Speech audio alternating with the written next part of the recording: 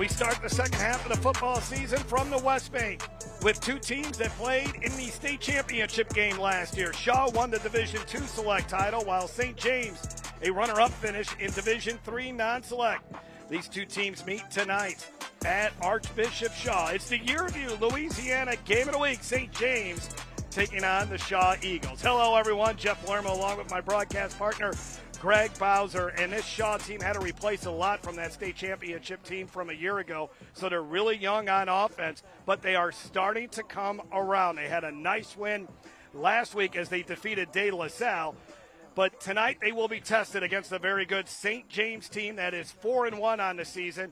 And it's a Wildcat defense that's only allowing 11 points a game. No, they play really good defense, and that's the thing you have to get ready for is can they play that way consistently? And I think that's what the coaches want to see. And on the offensive side, I think we're going to see quite a show, Jeff, because these two teams are familiar with each other, and when they play, it's usually a really good football game. It should be a good football game. Let's take a look at the keys to victory, brought to you by Hampton. Hampton Toyota. Hampton has it. Hampton's hot. First of all, for St. James and head coach Levante Davis. Well, Coach Davis wants to own the football. What that means is he wants to run the football. He wants to control the game and control the tempo. The other thing is he has to stop Shaw's running game, because if you don't, Shaw can really hurt him and keep the ball away from that offense. Shaw, on the other hand, the keys for them winning it, pick up the blitz. They know they're going to get St. James coming after him on the blitz. St. James is not going to let that Shaw offense just sit there. They're going to come after him. So Shaw's got to protect against the blitz. And the other one is they can't give up big plays.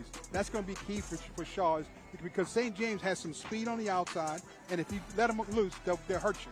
This is a Shaw defense that returns 9 starters from a year ago, including Rontre Carter, a 3-star prospect in the class of 2027, and Tulane commitment Jackson Williams. St. James and Shaw kickoff coming up next on Game Time.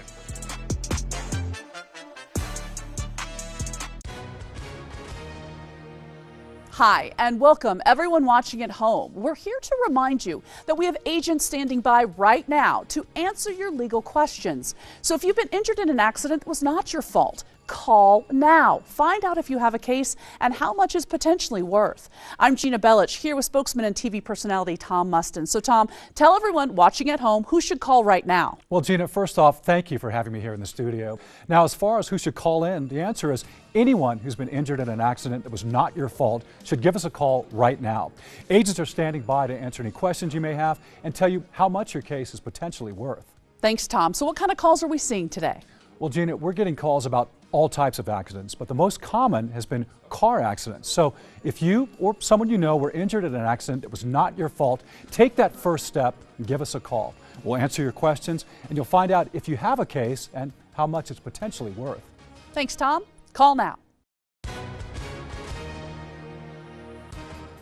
Hi, everyone. If you've been injured in an accident that was not your fault, we have legal professionals standing by to let you know how much your case is potentially worth. I'm here with TV personality and spokesman Tom Mustin. So, Tom, tell the viewers at home who should call right now. Well, Gina, anyone who's been injured in an accident that was not your fault, give us a call right now. You'll speak with a live person and find out how much your case is potentially worth. Thanks, Tom. You heard it. Take advantage of this opportunity. Call now. The Archbishop Shaw Eagles won their second state championship in school history last year. Long time coming for Coach Hank Tierney. And they got the job done a year ago, coming off a win over De La Salle, 28-20. They are 3-2 on the season, while the Wildcats of St. James, they are 4-1. Been dealing a little bit with the injury bug, but they are got some key guys back here for tonight's game. One of our key members of the broadcast crew, that is former LSU Tiger, former Parkview Baptist star, national champion, Derry Beckwith. Guys, talking to St. James Coach Davis before the game, he said this game is going to come down to the trenches. They have a lot of returning starters on defense, and he said they're going to have to grow up tonight because Shaw possesses a running attack that a lot of teams can't face. He said they got to play physical, tough, fast, and be able to get off of blocks. Guys, we are finally in October. This is when we separate the pretenders from the contenders. Should be a great matchup. Back to you, Jeff. So St. James won the toss. They deferred to the second half. Shaw will receive to begin this football game. And for Shaw, here at this great venue, Coming off that 28-20 win, they also have a big win over Lafayette Christian a couple weeks ago, 31-13. St. James, they had a win at the buzzer last week, beating St. Charles Catholic 34-28. Second half of the high school football season as we are underway from the West Bank. Short, high kick taken by one in the up men for Shaw. That is Braylon Jackson. And Jackson got to the 39-yard line. And that's how we'll start this football game. Anson Joseph for St. James in on the tackle. A sophomore quarterback for the Shaw Eagles. That's a junior quarterback in Alan Shaw. 5'9", 140 pounds. Still working on the passing game, 325 yards passing, but he is a threat to run it. And they do want to get more involved in the passing game because they got three really good wide receivers on this team. Alan Shaw checks to the sidelines. The wide receiver to the near side, Braylon Jackson. He's one of those really good wide receivers. And they run it off the right side. And that is a gain of 4 for DeAndre Franklin. He's got 336 yards rushing. Alan Shaw was a cornerback on last year's state championship team. They had a couple of other guys that they were thinking about as far as who can replace their starting quarterback from a season ago. And it just didn't work out for him, so they turn to Shaw, and there's a pass that's incomplete. And here's a look at your starting lineups. First of all, for the Shaw Eagles, as we mentioned, DeAndre Franklin, and these starting lineups, they are brought to you by Butcher Air Conditioning. Nasir Parker is the younger brother of Jasper Parker. Austin Amadeo, Braylon Jackson, Caden Clark, Greg Bourgeois, Gustavo Rivera, Caden Johnson, and Charles Dunnerby. 3rd down and 6 here for the Eagles. And a delayed handoff, spinning, staying on his feet, but he's going to be just a little bit shy of the 1st down. That is DeAndre Franklin. Well, we'll see a big decision here coming up for the Shaw coaches. It's going to be 4th and about 1. I think they might want to go for it because they want to keep the football and control the things that control the clock here. Yeah, it's certainly a doable down and distance here if you're going to go for it on 4th down. Yeah, one of the things about Alan Shaw, we mentioned it, Jeff, he doesn't turn the football over very much, and that's what they like about him. He runs the offense, and he gives them that extra dimension of running the football. And they run right up the middle on 4th down, and this is going to be very close. I don't think he got it. And the defense for Shaw is already coming out on the field. What a play by the St. James Wildcats defense. First big play of the game for St. James. And the man making a tackle, Nolan Zenon. Who else? This guy's been a tackling machine for the Wildcats. Well, it looked like he was going to have room to pick it up, and all of a sudden the hole just closed, and that's just good defensive play. Well, Nolan Zenon has really been one of the tremendous linebackers in the area, and that was one heck of a play by him. 112 solo tackles last year as he was the most outstanding player for St. James in their state championship game. And St. James tries to run the football, but the Eagles defense shutting down. And looks like Jawan Jackson's wearing 10 tonight, not 0. 0 is his normal jersey. So that's Jawan Jackson. 954 yards passing, 12 touchdowns and 2 interceptions. A freshman a season ago as he led St. James to the Dome. This kid is really special. Boy, he's impressive. We went down on the field before the game and saw him. Just the pure size of that kid's unbelievable. And he's a sophomore. 2nd down and 10, throws it out to the near side. And not much happening there. Landon Gravois. And let's take a look at St. James' starting lineup. Brought to you by Butcher Air Conditioning. Kanai King Young is the running back. Jaden Frazier. Then you got Kanye Zenon, Jakias Villanueva, Landon Gravois, Chase Gasson, Amari Marshall, Andon Mauler, Kane Gravois, and Xavier Anderson round out the offensive line. 3rd down and 5. That's an offensive line that averages 270 pounds. Jackson going deep and through the hands of the intended receiver. The play was there, but Rakee Lee could not make the play. And let's see if St. James keeps its offense on the field. This is a good throw by Juwan Jackson. I mean, he puts the ball right on the money. It should have been a catch and should have been 1st down. You talk about Jackson. One of the things he did as a sophomore, they really like the way he prepares and what he does for the game. They said he's an upbeat guy, got a really good attitude. The coaches like the fact that as a young sophomore, he's really been kind of a leader on the team. Continues to get better and better, has all the measurables, plays with passion. Let's see if he'll punt here, and that's exactly what he'll do. And it's actually going to be fielded at the 15-yard line by Jackson Williams. And Williams is going to be able to get it up to the 28-yard line before he's tossed to the turf. So each team had the ball to begin this one, and we still are scoreless. We'll be back after this on Game Time.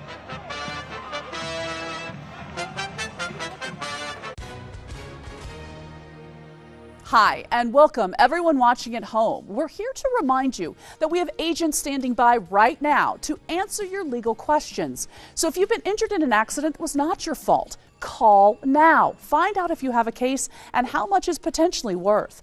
I'm Gina Bellich here with spokesman and TV personality Tom Mustin. So Tom, tell everyone watching at home who should call right now. Well, Gina, first off, thank you for having me here in the studio. Now, as far as who should call in, the answer is anyone who's been injured in an accident that was not your fault should give us a call right now. Agents are standing by to answer any questions you may have and tell you how much your case is potentially worth. Thanks, Tom. So what kind of calls are we seeing today?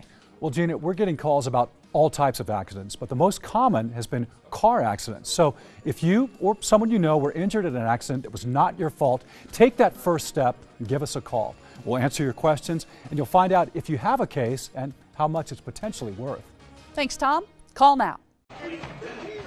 Shaw's offense will be on the field for the 2nd time here tonight. There's a look at Coach Hank Tierney, 6th winningest high school football coach in the state of Louisiana. He's got 334 victories. He is not too far behind Don Shows, the late great Don Shows, who won 345 games. Tierney is 334 and 130. Was the All-State Sugar Bowl Coach of the Year for leading the Eagles to a state championship game last year. Of course, this is his 2nd stint as the head coach. He returned back in 2022. A reverse, but St. James, there you see the speed defensively for them. They shut that down pretty quickly, and the man that made the tackle, Xavier Anderson, Lamar Gasson, Rose, Zenon, Myron Jasmine, Jai Blaine. Also a defensive back for St. James, that's Daryl Jasmine, Kendrick Joseph, Malik Harry, and Caden Berry. And again, our starting lineups brought to you by Butcher Air Conditioning. 2nd down and 10 as that play did not gain a single yard. Now Shaw is rolling out. Zips one, and that's complete. Our first down of the football game. And they wanted to get the passing game going, Greg, and they were able to do it there. A nice completion to Nazir Parker. Good job by Alan Shaw. He's just rolling outside, and he sees his man open and was able to deliver the football. I tell you what, I like the athleticism of this kid, but for him to throw the football, they're going to have to move him around in the pocket. I don't think they can drop him straight back. And so look for Coach Tierney in that group to move him around a lot. Get him outside the pocket. Get him on the edge of the defense. Our first down's brought to you by Guarantee Bank. At Guarantee Bank, we know community. 1st down and 10 now at the 43-yard line. Alan Shaw replacing the 3-year starter and Mason Wilson, who's now at the U.S. Marine Merchant Academy. Trying to find some running room there is Franklin. And Franklin was able to get about 4 or 5 yards. He had 127 yards rushing and 3 touchdowns last week. And a great win, a 28-20 win for Shaw, and he'll bring up 2nd down and 6. And on the tackle there is Nolan Zenon. We talked a little bit about him already. A terrific linebacker who is just all over the place for the St. James team. He had a breakout game last year, or a breakout season, I should say, 142 total tackles. District MVP, and as I mentioned, the MVP for St. James in the state championship game. 2nd down and 6. DeAndre Franklin, a guy, he's averaging 4 yards a carry, so, that's a huge average for a running back. Keeping it here is Alan Shaw, and Shaw breaks through the St. James secondary. Angled out of bounds at the 25-yard line. Nice run by the junior quarterback, who's only 5'8", 140 pounds. But Hank Tierney loves having the best athlete on the team as his quarterback. Yeah, that's what he said. He looked at him and trying to decide how they're going to do it, who's going to put back there. He got the best athlete, put him at quarterback, and he started to develop. He ripped off a 24-yard run right there. That's why Chiron Carey played quarterback here at Shaw. Mickey Joseph, another guy that ended up playing quarterback at Shaw. But this is a kid that really, I don't know if he ever thought about playing quarterback. It was on May 1st when Hank Tierney went up to him and said, "You're going to be our quarterback in 2025. And he was probably, you're talking to me, right? Pass a little bit too high, and those are the things that they're trying to work with him. Yeah, that's the part of his game that's got to come around. He's got to be able to throw the short passes. And I like what they do with him offensively. They don't ask him to throw the ball deep down the field. They throw it from sideline to sideline, short stuff that I think through time he will develop and get his timing right on that. So now it's 2nd down and 9. This is one of the things that Shaw wanted to stay out of. Stay away from the 2nd and 3rd and longs. They've got to stay ahead of the chains by picking up good yardage on 1st and 2nd down. Should say 2nd down and 10, excuse me. 7:07 to go here in the first quarter. Second drive here for the Eagles. Oh, they lofted. It's wide open. Easy touchdown. Beautiful play, 29 yards. Elliott Love was all alone for his 3rd catch of the season, and the Eagles strike first. And that time they just lined him up in a kind of a tight end position, a tight alignment to the right side of the offense, and a little play action, and nobody picked him up. He was wide open, running right down the seam. Alan Shaw, 5th touchdown pass of the season, and St. James just fell asleep on that play. They did, and that was an easy throw for Shaw. I mean, the guy was so wide open, but the pass didn't have to travel very far, so he was able to just get it right to him. John Carlos DeBran on the extra point, and it's right down the middle. The Eagles get on the board with 7:01 to go in the first quarter. Wide open was Elliott Love. What a start for the Eagles. We'll be back after this here on Game Time. Thinking about retirement? Would you like to have retirement income that you can count on for the rest of your life? How about up to 33% more income? Call this number to get this free book, Annuity Do's and Don'ts for Baby Boomers. This book is filled with valuable information uncovering little-known secrets to help you maximize your income in retirement. And it's free. Retirement income you can count on starts by calling for this free book.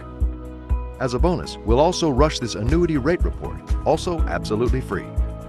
Annuity National researched numerous products and summarized the rates and benefits of annuities from foremost insurance companies like Nassau Life and Annuity. Call for both these free books. Annuity National, retirement income you can count on for the rest of your life. Call now. For your free books, call 800-793-7995. That's 800-793-7995. 800-793-7995. Great moment there for the senior tight end, Elliott Love, catching a touchdown pass to get us started in this one, capping off a 6-play, 70-yard drive. Took 1:58 off the clock. Really good drive there for Alan Shaw as he was 2 of 3 for 43 yards. High kick, a collision there, but nothing disastrous at all for St. James. This is an explosive St. James team.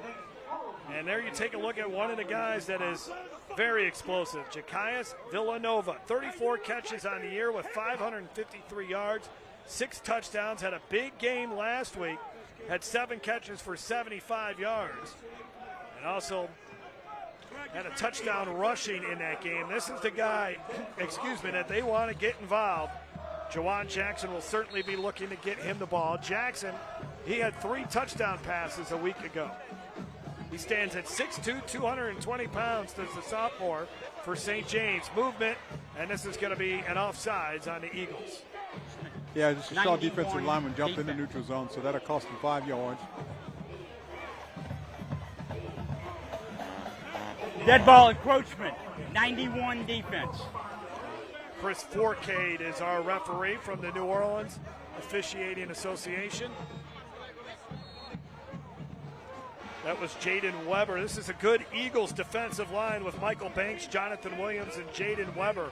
Those three will need to play good against this St. James offense that has one senior on that offensive line. And now we have a timeout by the Wildcats, something that they did not like there. Herb Washington is the offensive coordinator for St. James. And there you take a look at Levante Davis. And Davis is actually going to put the headsets there on the quarterback, Jackson, and let him hear from the offensive coordinator, Herb Washington. But Levante Davis, one of the best high school football coaches in the state. He has been to the state championship game as a head coach 3 times, has not won one yet, but that day is coming. And, of course, learned a lot from Coach Robert Valdez, who was the head coach in 2019 when St. James won their 5th state championship in school history. And Coach Valdez doing a great job over at St. Aug. And then we talked already a little bit about Hank Turney and what he's meant to this high school and just the difference it is with him here. In his first stint at at Shaw, Hank Tierney led the Eagles to a state championship in 1987. They also reached the state title game in 88, 97, and 2000. They won 12 Catholic League titles, and he was 185 and 48 during that first run with the Shaw Eagles. Returned in 2022, and they've been really good since he got back here. 9-3 in 2022, 10-3 in 2023, and then, of course, last year, winning a state title. Last year, Shaw won this game 35-14 over St. James. One of the things about Shaw and Hank Tierney's team, you know it's going to be a solid football team. Ball deflected. You know he's going to play a solid football team. They're going to be very consistent. That was knocked down by Tall Turner. Michael Banks, Williams, and Weber, I mentioned those guys. Ronnie Miller is a big linebacker, number 35. Ethan Lentz had a couple interceptions in a game a week ago. Rontre Carter, DeJuan Rivera, Christian Langford, Jackson Williams, and then Nelson Carter round out that defense for Shaw, who is missing a key piece to this defense. Running off the left side, and that's going to be a first down, as they ended up giving the ball to Villanueva, who got the carry, and he ends up getting the first down. Hey, just a quick speed, kind of a speed handoff, coming around the outside. He was able to get to the outside, pick up the first down. Ethan Lentz was there defensively. And they are missing Jaquan Carter. Here's a deep ball, and it is off the hands of the intended receiver. Kanye Zenon went leaping for that one, unable to bring it in. Well, Kanye Zenon had him beat that time. He just ran right past the defensive back. When you watch this pass, I mean, I wish they had that one back. I mean, he's open, almost pulls it in. That was the concern of Hank Tierney, one of the keys in this game. Don't give up the big play because of the outstanding speed that the Wildcats possess. Second down and 10 here for St. James at its own 48-yard line. They run it right up the middle, and a nice pickup here, close to the first down marker. I think he may be about a yard short, but again, it's a manageable distance now. You got a third down. And this is just a good push inside by that offensive line. Just had on a hat and picked everybody up and picked up 9 yards. That was Xavier Johnson, the sophomore. He's got 284 yards rushing. Kenai King Young has been banged up for the St. James team. Third down and 1. As Jackson checks with the sidelines. De La Salle had a lot of success running the football last week against Shaw. We got a little bit of a tush push here, but it doesn't work out. Great job by that Eagles defense. Jonathan Williams, number 95, leading the charge. There you take a look at the senior, who is really tough to move, and St. James facing a fourth down and short. Yeah, you watch the middle of that defensive line. I mean, they just fire across the line of scrimmage, and there's no place to go. Brings up a 4th and 1 for St. James. Williams is a 3-year starter, 6'2", 275 pounds. Yeah, I think Williams was sending a message earlier. If you're going to run, you got to run to the outside. Don't try to run in the middle where I am. Loud here at Shaw, and nowhere to throw for Jackson, and he's going to be sacked. Jaden Weber got to him. Great job again by that Eagles defensive line. It's an impressive group, and they come up big there, and they forced a turnover on downs. Well, you know, the young quarterback, he holds on to the football. He's got to get the ball out, know that the rushes are coming, get the football out. He had a man open. Resulted in a big sack. Loss of 5 there for St. James, and yeah, that Eagles defense is fired up, and they should be. They give the offense great field position at its own 48-yard line. Let's see how Shaw handles it. Alan Shaw III with DeAndre Franklin to his right. On that offensive line, they start 2 seniors, Gustavo Rivera, who is a co-captain, and then Caden Johnson. And Emmett Casareno is a freshman. Franklin right up the middle for a few. Brought down by Xavier Johnson, a junior defensive lineman. Last week, St. James did a great job shutting down the terrific running back for the St. Charles Catholic Comets, Skylar Edwards. They held Edwards to 68 yards rushing. And now it's 2nd down and 5. It was a slow start last week, too, for St. James. They got off to a really slow start to St. Charles Catholic, but able to win in a back-and-forth affair. Comets ended up getting off to a 14-0 start, and St. James did not want to repeat that here tonight. Great move by Shaw, another great move. It's a foot race. He's going to win it. Alan Shaw III, 48 yards. Well, that's the thing we talked about, getting the ball in his hands, letting him develop, make things happen, and he will do that with his feet. A little off on the passing game, but when you get this kind of a run from him, you watch the fake right there, stick his foot in the ground and go up the field and make 2 people miss, and you're not going to catch this guy from behind. First guy to congratulate him, the injured Jaquan Carter, coming off the sidelines, and what a terrific run there. And now out for the extra point, it's John Carlos DeBrand, and he puts it through the uprights again. 2nd week in a row, St. James finds itself down 14-0 as this Alan Shaw III is growing up in front of our own eyes, Greg. Well, you talk about explosive plays. Now, this is one where he just keeps it and gets it right up the football field. I mean, look at this run. And he beat Nolan Zenon. He had Zenon, who's an outstanding tackler, didn't have a chance against him. And what a great play there by Alan Shaw III.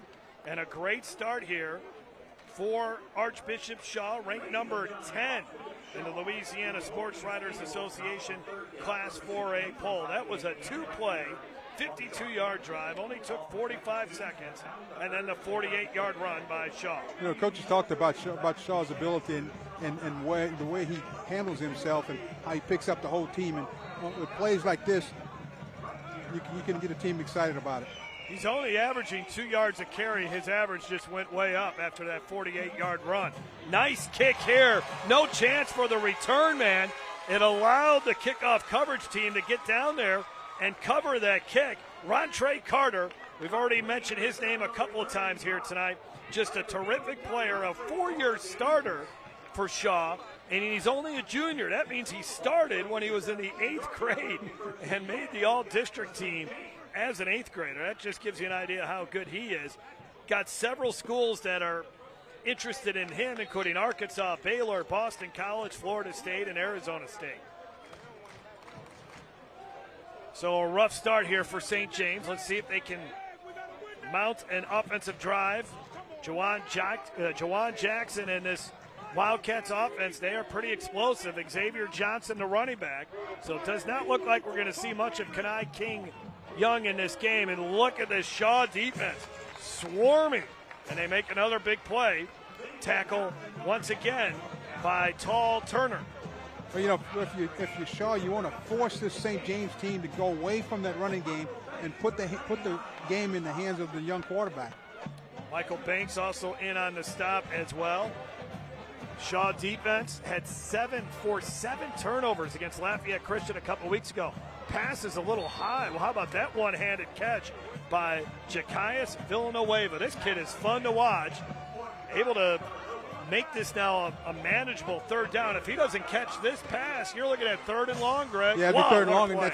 and that would put the offense behind the chains. Again, St. James, they have to keep moving up. They cannot stay in 3rd and long situations, because when you do, here's what happens. The defense can come after them. Nothing happening on 3rd down. They're now 0 for 3 on 3rd down as Jaden Weber. And this Wildcats offensive line is having all kinds of troubles here tonight.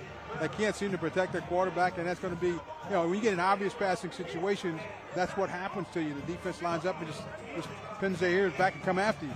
Yes. Remember when we talked to the coaches for St. James, they wanted to stay ahead of the chains. That was a big thing. Don't lose yardage on 1st and 2nd down. Now, because they don't have Kenai King Young, who does their kicking and punting, special teams have been very interesting for them. This is a low punt by Jaden Villanova, and it's going to be actually turn out very well here for St. James, down at the 39-yard line. Yeah, they got a good roll that time. Really fortunate that ball took a good hop, and at least you're going to have to Shaw will have to go a long distance to get the ball in the end zone. Next week we'll be at the Shrine at Airline for the Raising Cane's Box Combo Game of the Week preview. Edna Carr taking on the Jesuit Blue Jays. That'll be at 7 o'clock here on Your View, Cox Cable Channel 4. That's your Raising Cane's Box Combo Game of the Week. Fuel your game day the Canes way. Edna Carr won again last week. 2 rushes for 72 yards so far early on in this game for the Shaw quarterback, Alan Shaw III. Running off the right side, that's Franklin, a hard run. Gets 5 yards.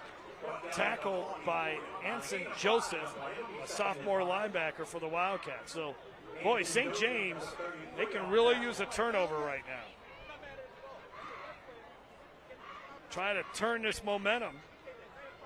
They want to be physical up front. They only have one senior on the defensive line. We have a whistle before Shaw. Looks like the chains on the far side got tangled up a little bit, and they've, I think, rectified that situation. Yeah, I think they got it. Well, if you Shaw, you just want to keep moving the ball, keep pounding the football. If you can go in and score and get up 3 scores on this St. James team, that really changes everything, because it forces that young quarterback now to have to throw the football almost every play. 2nd down and 5, 4 down linemen for St. James. Alan Shaw barking out the signals. Now he gets set, and he'll swing it out to the near side. Tyree Lowe gets upended 2 yards shy of the 1st down.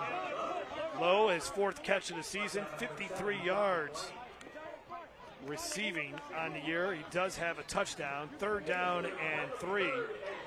Last week for St. James, they had all kinds of trouble getting off the field on 4th down. Here they want to get off the field on 3rd down. So 3rd down and 3. Movement, and that's enough to draw the 5-yard penalty, and that's going to give the Eagles a 1st down. Well, the St. James coaches are beside themselves. They get them in a 3rd, 4th and 1 shot. All of a sudden you jump offside and give them a 1st down. It results in a 1st down. Results in 1st and 10 at the 48. 1:01 to go in this first quarter. Everything going the Eagles' way with Hank Tierney. Alan Shaw III takes a look at the sidelines here.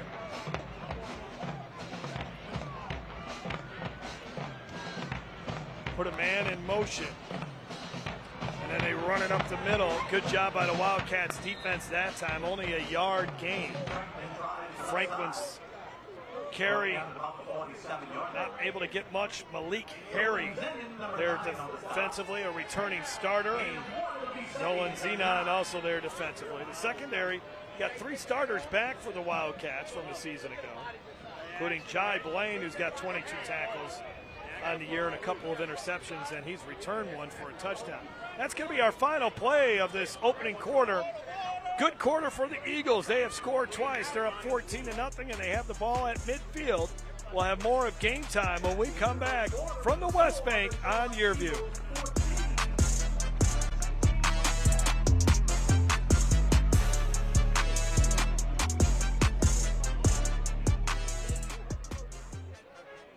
Heads up, the IRS is on the move. If you owe the IRS more than $10,000 in back taxes, revenue agents can now come directly to your home to collect. That means bank accounts, assets, and cash are all up for grabs. The time for waiting is over. StopIRSDebt.com can intercept these agents and stop collections fast. With thousands of 5-star reviews, we've helped low and high income taxpayers get protected and slash their tax debt. So if you're under audit, need your returns filed, or have an agent at your door, go to StopIRSDebt.com now to check for savings. Simply answer a few questions and you're done. With 87,000 new IRS agents on the move, don't roll the dice any longer. There are now generous options to resolve your tax debt, but you must act fast. Don't wait until it's too late. Go to StopIRSDebt.com now to check for savings. Call 855-296-9016. That's 855-296-9016. Attention timeshare owners. This is an urgent consumer alert from the Timeshare Exit Hotline, a national company specializing in helping consumers legally get out of their expensive timeshare contracts. We're offering you a way to legally get rid of your timeshare. So if you're fed up with the maintenance fees that keep on coming and want to learn if you can terminate your timeshare legally and permanently, call today. Call the number on your screen today. It's a free call. Second down and 9. Jeff Palermo, Greg Bowser, and Derry Beckwith with you. We'll get to Derry here after this second down and 9 play. Total yards in that first quarter, Shaw 140-17. And they dominate on the scoreboard as well over the Wildcats, 14-0. Quick pass, a little bit of a bubble screen here.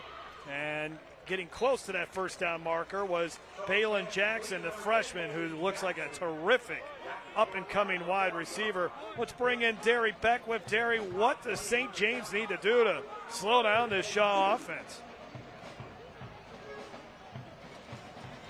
Well, it's going to be pretty difficult. Anytime you have a running quarterback like Shaw, with Shaw, it's hard to defend because basically you have an extra blocker. It's 10 on 11. So anytime you have 10 on 11, you asking the quarterback for Shaw, who's very elusive, to beat one man. So if I'm St. James defense, maybe I'll try to apply some pressure. But obviously, guys, they got to be more physical, get off blocks, and just make a tackle. Settle down. You're still in this ball game, only down 14-0. But again, we talked about it pregame. This Shaw rushing attack is very dangerous. They've been doing it for a long time. But they got to hunker down, play technique and sound football, and see if they can get back in this football game. Good points there by Derry. First down and 10 as Franklin able to get that first down on 3rd down and 2. Franklin did a good job of running inside. That offensive line really taking control for this Shaw team. I like the way they're coming off the football, and they're giving them a chance to run their entire offense. They can throw a short passing game, or they can run the football up the middle. It's been very successful. First down and 10 at the 36. This is an inexperienced offensive line for Shaw, but they're big. They got some good size on that O-line. Alan Shaw keeps it, spins away from a defender.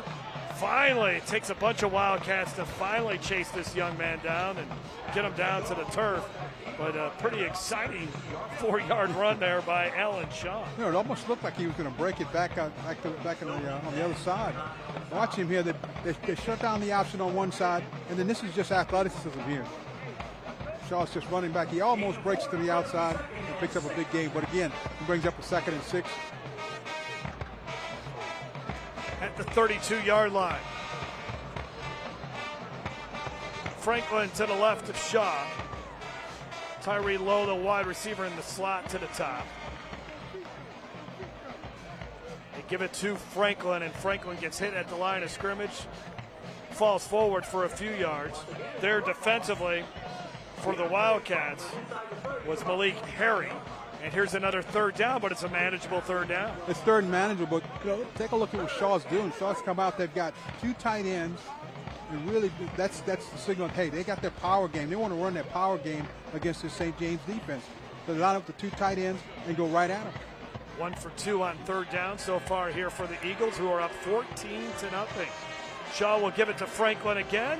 Not much running room. He's going to get pushed back. Stops shy of the first down marker. Nolan Zena trying to fire up his teammates. Good tackle there. So it's going to be 4th down and about 2. And Nolan Zena did a good job. Watch him come from the outside. Just make the tackle. Just needed another block there. Yeah, it looked like the ball came loose for just a second there. On the offensive line for Shaw, Charles Dunvernay is one of those guys there. Shaw is 0 for 1 on 4th down. They tried to go for 4th down on their opening drive and did not convert. This is going to be more like 4th down and 3. Hank Tierney, I think, wants a timeout. Well, he's going to let the play clock wind down, and he's going to take a timeout and go ahead and accept the penalty. Nope, he's going to call a timeout. So we'll take the timeout with them. Big 4th down coming up. Hank Tierney's Eagles are up by 14 over St. James. This is Game Time on YurView. Do you have difficulty hearing your TV? Or have trouble hearing conversations? Then you would benefit from Nano hearing aids. Other hearing aids are expensive and cost thousands of dollars. But if you call now, you can get 2 Nano CIC rechargeable OTC hearing aids for less than $1 a day. Don't be fooled by overpriced hearing aids ever again. The Nano CIC rechargeable hearing aid is a true hearing aid, not an amplifier. And they offer superior noise reduction and a tiny in-the-ear design that is nearly invisible. And best of all, they are incredibly affordable. Call now and get 2 Nano CIC rechargeable OTC hearing aids for less than $1 a day. Plus, get a free charging dock and your shipping is always free. But that's not all. Order now and get 1 year of Elite Protection with loss and theft coverage absolutely free. That's a $79 value, yours free. And all Nano hearing aids come with a 45-day money-back guarantee. Call 1-800-390-1322. That's 1-800-390-1322. Game Time is brought to you by Gidry's Catfish, feeding your family like ours since 1976. OSPT, Orthopedic and Sports Physical Therapy, helping you move freely, live fully. Elevation Station, a place for non-stop action and family fun. And by Raising Cane's Chicken Fingers, one love. This will be the 9th play of this drive that's already taken up 43 yards and 6 minutes and 25 seconds off the clock. 4th down and 3. The Wildcats need to stop. They're down by 2 touchdowns. Shaw would love to keep pushing the pedal here forward. Throwing on 4th down, complete 1st down. Tyree Lowe. You sell out for the run, and then they just pop that pass on you. Big play again for the Eagles for 17 yards. Yeah, Tyree Lowe just runs a quick slant across the middle. There's nobody there.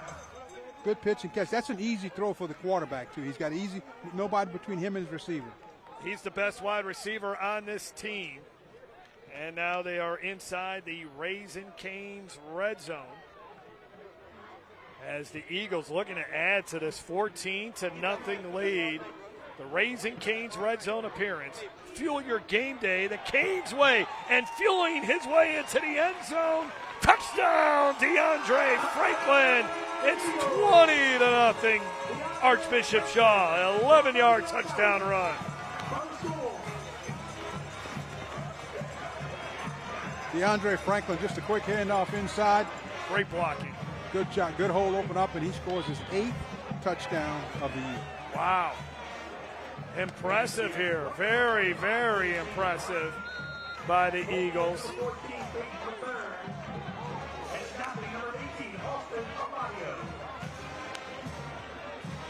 Peyton Mathern on the hold. The extra point is good. It's all Archbishop Shaw early on in this one. DeAndre Franklin and the Eagles up by 3 touchdowns on game time. Nearly 1 in 4 U.S. consumers have been a victim of identity theft, even when they did all the right things to protect their personal information. I did everything right, but an institution that had my data didn't. And now my identity's been stolen. Banks, hospitals, employers, and other institutions all have your personal information too. And when they're exposed, careful monitoring of your accounts and credit won't be enough. $110,000 of my hard-earned money. gone. The stakes are high, and even if you take steps to protect your personal information, you're not the only one who has it. Only LifeLock monitors hundreds of millions of data points every second, alerting you to the widest volume of threats. And if you become a victim, a dedicated U.S.-based identity restoration specialist will fix it guaranteed. Plus, all LifeLock members are backed by the LifeLock $1 Million Protection Package, including reimbursement for stolen funds.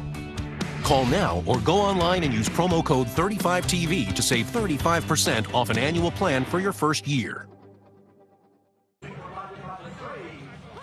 10 plays, 61 yards, 7 minutes and 5 seconds off the clock. DeAndre Franklin from 11 yards out on the touchdown run. He's got 41 yards rushing in this one and a touchdown, and as Greg said, his 8th touchdown of the season. And another sky kick here. Fair catch, ball on the ground, but I think St. James has got it. And they do. They averted disaster there. Wakai Lee able to get on top of it. Now the Wildcats do have good field position here, and they got to take advantage of it, Greg, down by 3 touchdowns. Yeah, they've got to get something going offensively, and I think it all starts on first down. They got to pick up some good yards on first down and stay out of that 2nd and 3rd and long, because that's where Shaw's been really getting after them when they go 2nd, 3rd and long, and they've been able to press them. Yeah, Juwan Jackson and the St. James offense playing without its top running back, Kenai King-Young, not out there. That's a big loss for this team.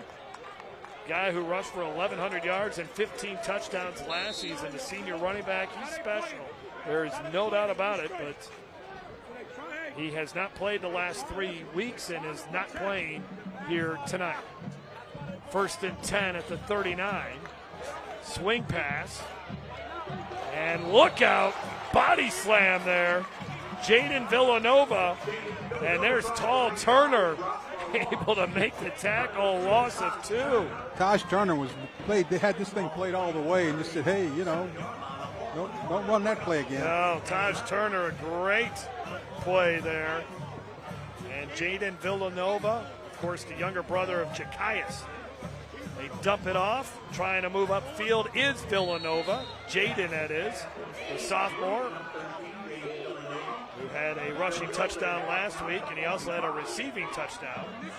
3rd down and about 5 as you take a look at Coach Levante Davis.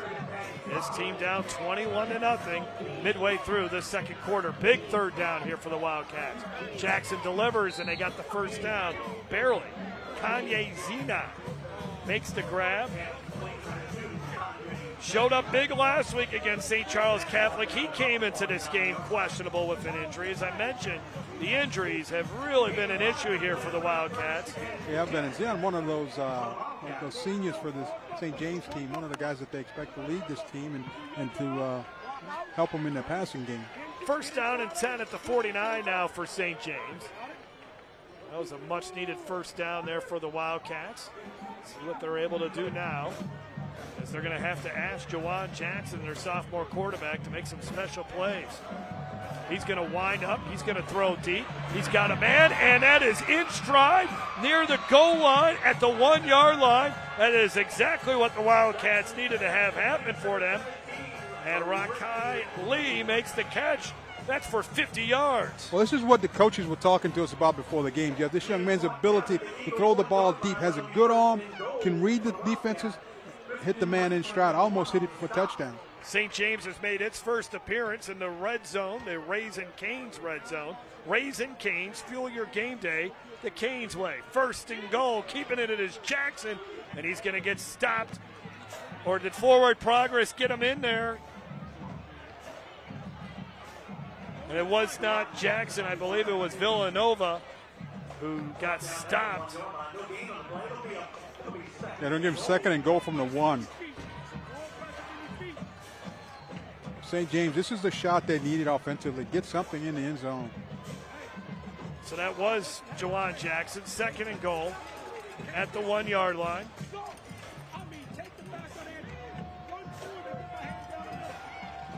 This is where this is where schools hate when you run the shotgun, because it's a lot tougher for the quarterback sneak from there. Look out, especially when guys penetrate into the backfield, but spinning off that tackler and getting into the end zone is Jaden Villanova for the 6th touchdown of the season for Jaden, and St. James is finally on the scoreboard here at Shaw. You watch this play. I mean, you thought that the Shaw defender was going to make the tackle in the backfield. He just comes shooting through there. Nobody hits him. Yeah. Ethan Lentz had a chance. He just missed the tackle. Had a chance to stop him for a loss. This is exactly what St. James needed. They needed something to happen for them. They got the big pass play, got down there and got the touchdown now. This is a different ball game. Just this one score puts them back in it. Now it makes it even more interesting if they're able to get a defensive stop. Now again, no Kenai King Young for them. So on the kick, the field goal, that is Hayden Schecksteiner, I believe. Good. That would have been good from a long way out. 6-play, 61-yard drive, 2:29 off the clock. A 1-yard touchdown run by the sophomore, Jaden Villanova. Week 7 in the high school football season, if you can believe it, and the LHSAA game of the week will be in Acadiana for Church Point at Northwest. That's at 7 o'clock on Thursday, and you can watch that game right here on Cox Cable, Channel 4. Or you can always check out the LHSAA network on the app, or all their games are streamed live during the regular season. The LHSAA network game of the week. Well, if you're St. James now, you're back in the ball game. You want to come out and play defense, get a stop. We'd like to get a turnover if you can, but you got to stop that offense of Shaw. So if you don't, they'll eat the clock up, and we'll be going to halftime.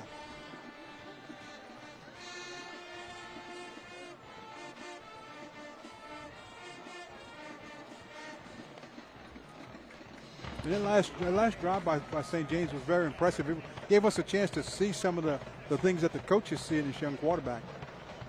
Kobe Jones is one of the return men for the Eagles.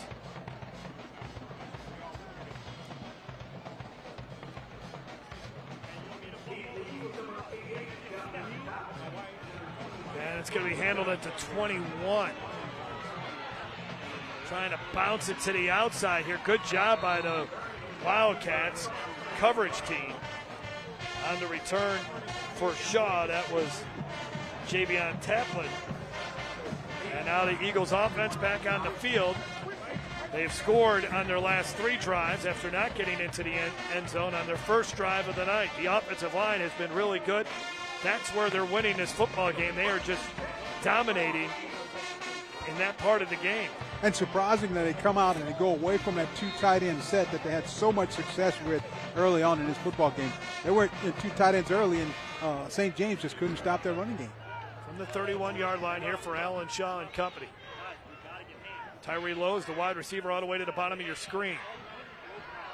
And keeping it is Shaw, and Shaw, good open field tackle, or else he could have ran for a long way. Malik Harry came up and wrapped him up, but a very good run here by Shaw. Man, has he got some hips and just the twitch ability of this young man is very impressive. He's got some quicks about him now. It's hard to bring him down. Shaw, not only did they win a state championship in football, but their basketball team made it all the way to the state championship game. And wouldn't you know it, Alan Shaw III is a really good basketball player as well. And here they come back now. Now they've got this 2 tight end set in there again. That's the formation they were able to run the ball successfully out of. And they run it right up the middle, and it's close to the first down marker with Franklin. DeAndre Franklin was a good job of hustling and picked that first down up. Looks like he got it. He did. So you take a look at Alan Shaw, 4 carries, 82 yards so far for him. He's been a starter on the basketball team since the 8th grade. That's another first down brought to you by Guarantee Bank. At Guarantee Bank, we know community. Franklin running it, nice little juke move. And he gets about 8 or 9 yards. Want to thank Butcher Air Conditioning, comfort specialists in HVAC, insulation, and generators, keeping South Louisiana comfortable for over 75 years. They brought us the starting lineups tonight. 2nd down and 1 now for the Eagles. That's Franklin. And this Shaw offense that had a replaced 9 starters, including Jasper Parker and Jacob Washington. Both of them are at Michigan. Timeout being called. St. James calls the timeout as we're looking at 2nd and short. Levante Davis and company right now have no answers for this Shaw offense. No, they can't. They seem to adjust to that 3 tight end set that Shaw's running and moving the football. Really surprising that Shaw's able to run the ball as easily as they are, though, with that interior line. So the Shaw offense with Alan Shaw and DeAndre Franklin has been so impressive. Let's get Derry Beckwith's take on this. We've seen some good quarterbacks. It's hard to believe, Derry, that this quarterback for Archbishop Shaw, Alan Shaw, I mean, he's only been running the quarterback position since May.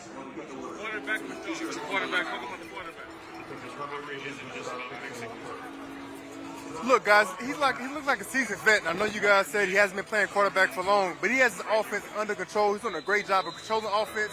He does not get rattled at all. I'm watching him in the huddle. He has total command. One of the best players I've seen already this year, running the football, throwing the football. Their RPO, he executes it at a high level, and right now he has the St. James defense on the edge. I was at the back of the end zone earlier on the last drive and scored a touchdown. The defense, St. James, were pointing at each other. They had their heads down. They don't know what to do, so they have to get it together. But it's hard to. We have Alan Shaw running the offense the way he is.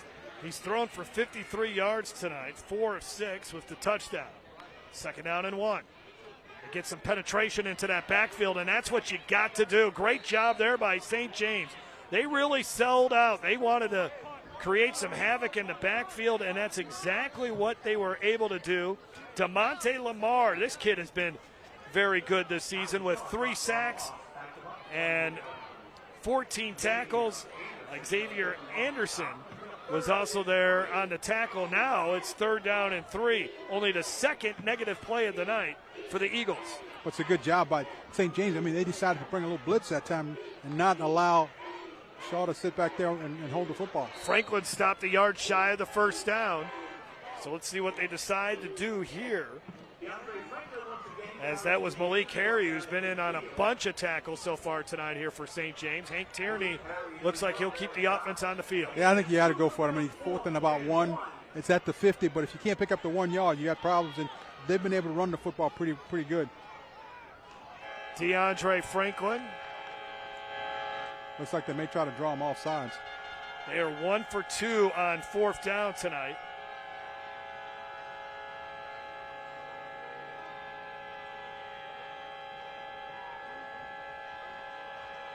He's not going to run a play here. I think he just take the delay of game or call a timeout. Well, when we have halftime here, the Dudley DeVosier halftime show on the YurView Game of the Week, we're going to hear from Father Ryan of Archbishop Shaw.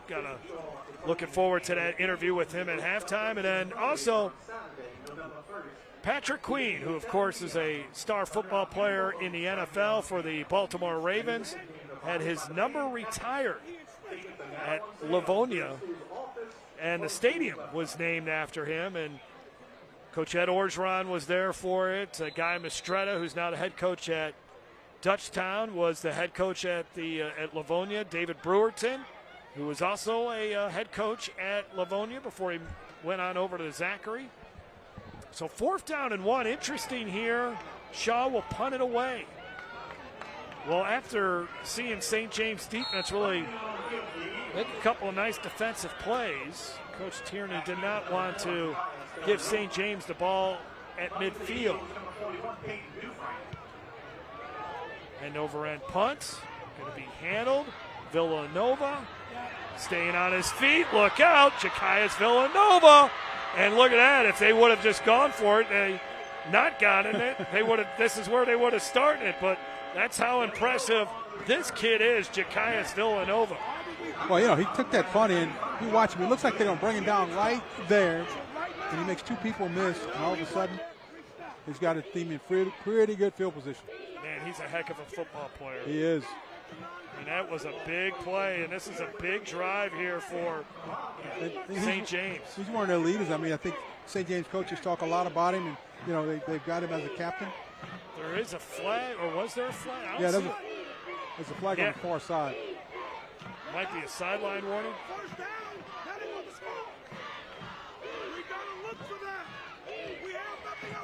Dead ball.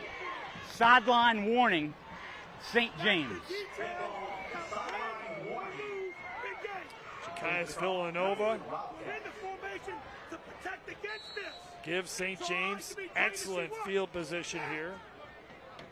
Right now he is uncommitted, a first-team All-State wide receiver. All-district MVP, 1,000 yards receiving last year.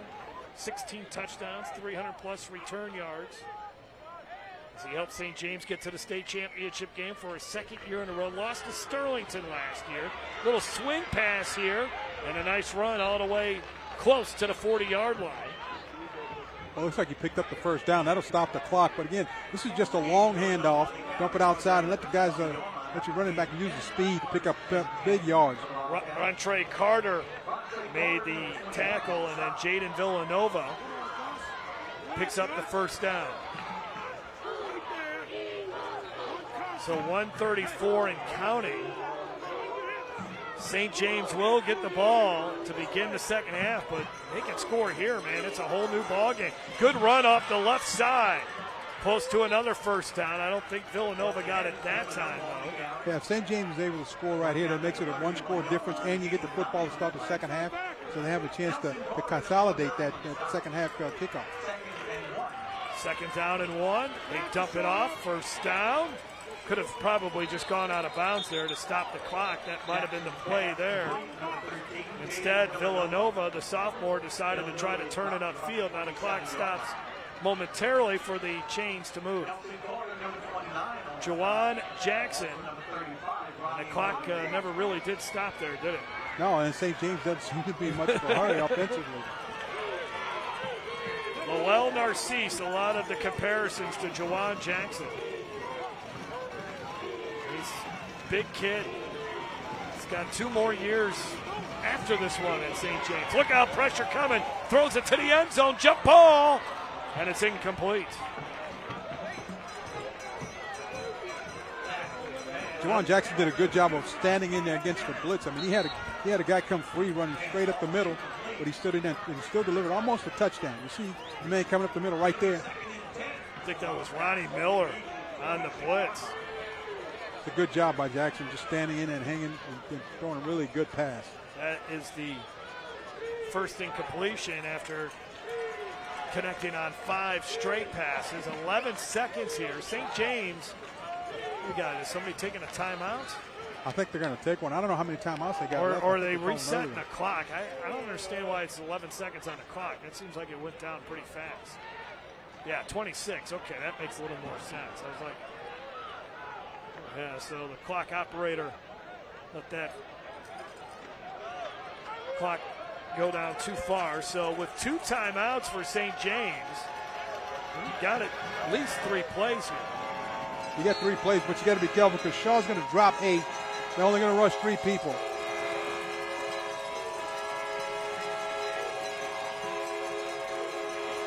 Chicago's Villanova, watch him. He's double teamed and hit from behind. Great job by the defensive line, Jaden Weber. They only rushed 3 and they still got home. Wildcats call a timeout. Jalen Weber did a good job of fighting through 2 blockers. You watch him come up, he beats one guy at the line of scrimmage, and then the running backs never pick him up. Man, that is some speed off the edge there.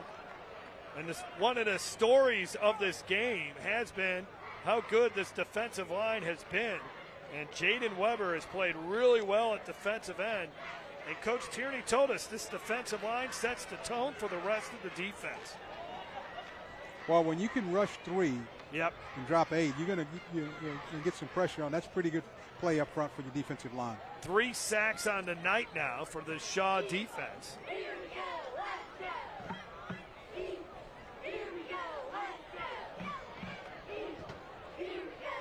Vontae Davis hoping they're not allowing an opportunity slip by here. Trying to get some points before halftime, down by 2 touchdowns. Jaden Weber, he's a guy that really good play defensive lineman for him, but he'll be back for another year. He's a young guy. Yeah, Banks and Jonathan Williams, those are 2 seniors, but Jaden Weber, good-looking defensive end who's really come on strong this season. And I think they can move him around. They like the fact that they can play him almost anywhere, but he'll be back for another year after this one. 3rd down and 18 for St. James. They are just 1 of 4 on 3rd downs.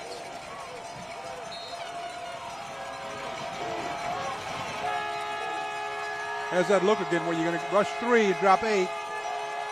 So you got to really be careful with the football because there's not going to be many places open. Let's see if Jackson can make a play. He's got time to throw. Zips one, complete. Finding number 4, Jakias Villanova. 2 yards shy of the first down. He got 11 seconds to go here with the football at the 18. Jeff, you watch Villanova, you see how heads up he is. He's going to look to pick up additional yards, but he realizes he could get tackled inbound, so he just jumps out and stops the clock. Inside the Raising Cane's red zone is St. James. Fuel your game day the Canes way.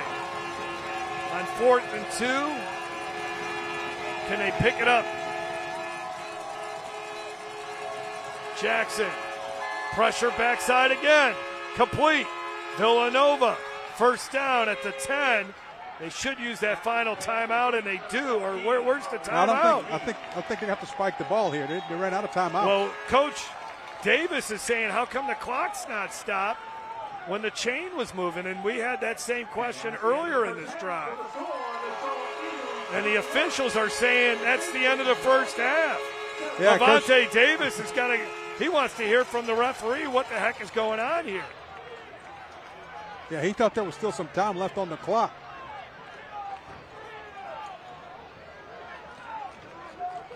Levante Davis is pleading his case to any official that's willing to listen to him.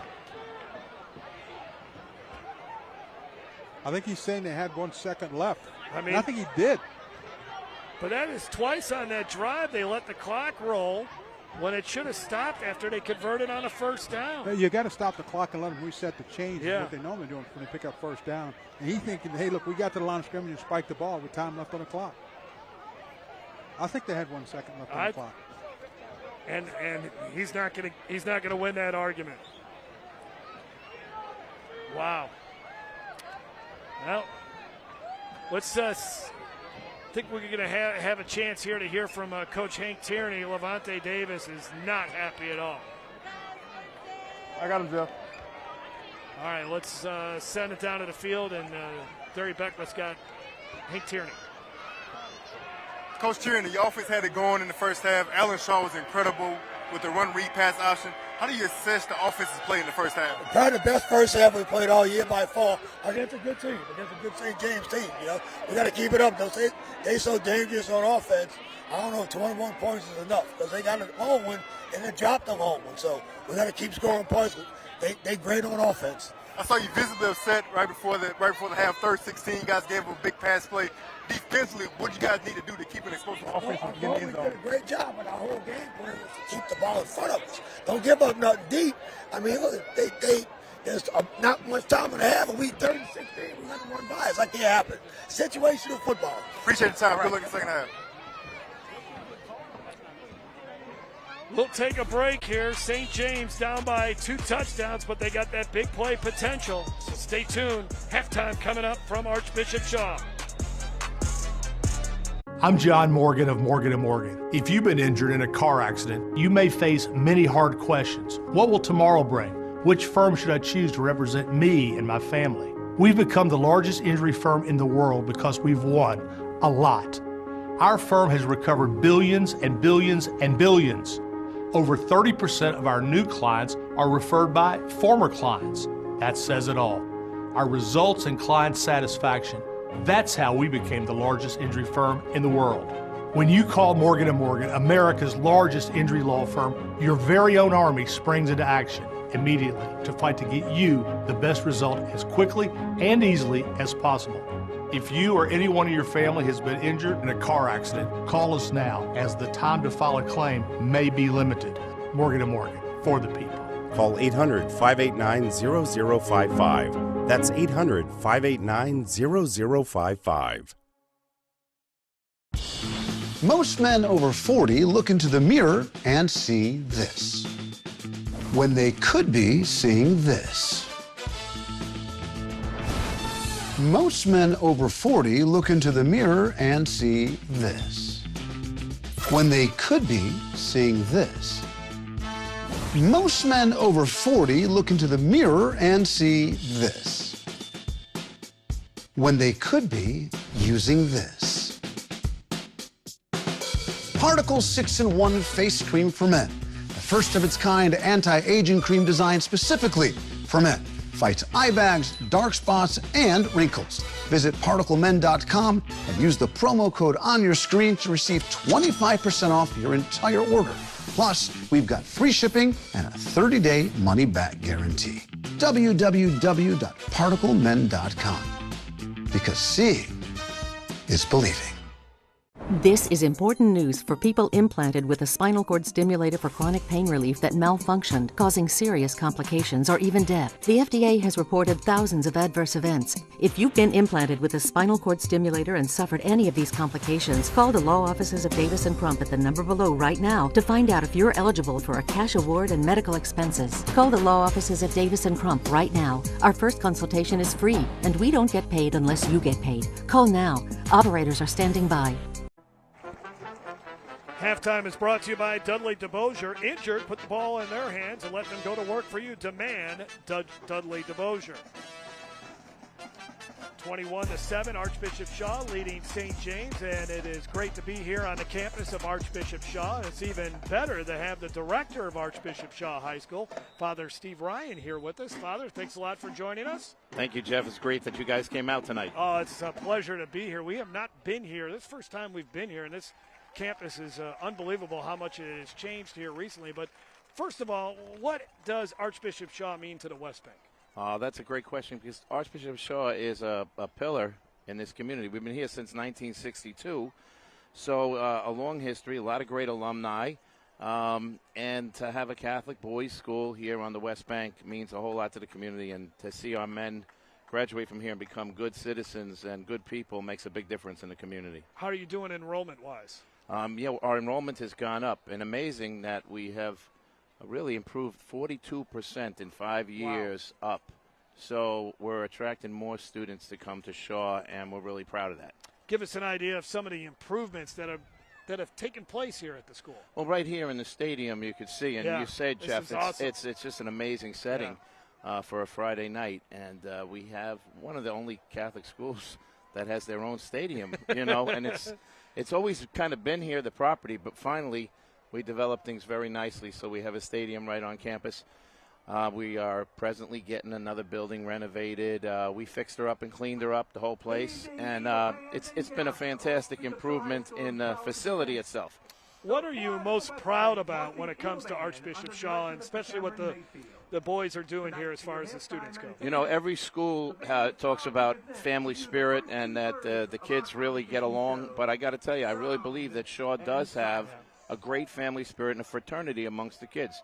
One of the things we have is a household program. Instead of them just going to assemblies by grade level, they get into a household that's intergrade level, and then the older kids become peer examples to the young kids and bring them along. So it's been excellent that that family spirit really has helped improve the image of the school, but actually the environment of the school. What's it been like having Hank Tierney back on campus? I know this is year number 4, but it's been transformational, hasn't it? It really has. Hank is old school, and he's ornery, but he knows his football, and I tell you, the kids respond. Yeah. And what another thing we've gotten is our alumni. Yeah. Some of our alumni were saying, maybe I'm not going to go to Shaw. There's no more Hank. It's a different regime. Bringing Hank back at this time has been great, because it's reignited families that might have chosen other places or not come back. Well, that leads me to my next question. What's been the alumni engagement like here at Shaw the last couple of years? Very good. Now all of a sudden people are coming back for the high school reunions, so the 25-year, the 50-year, more engagement in this football program and sports. Friday night, Louisiana. Yeah. Well, what is it like for a New Yorker? And I'm a Midwest guy, so I know I'm a little, fish out of water, just kind of like you, but a New Yorker to be the director here, the head priest at Archbishop Shaw. Yeah, well, the Salesian order, and that's the order of Don Bosco, and there's a lot of different Jesuits, Franciscans, and Salesians. we have this place for so many years, and I'm just so happy that I have my chance to be here now. And being a New Yorker up here is quite at home. These people on the West Bank are similar to Staten Island, where I grew up. Well, that's great. Father Ryan, thanks a lot for stopping by. Thank you for having us here tonight. It is so great to see Archbishop Shaw back on top when it comes to high school football. Thanks, Jeff. Really appreciate you guys being here. Yeah, no God problem. Bless. Take care. Same to you. More coming up from Archbishop Shaw when we come back on Game Time.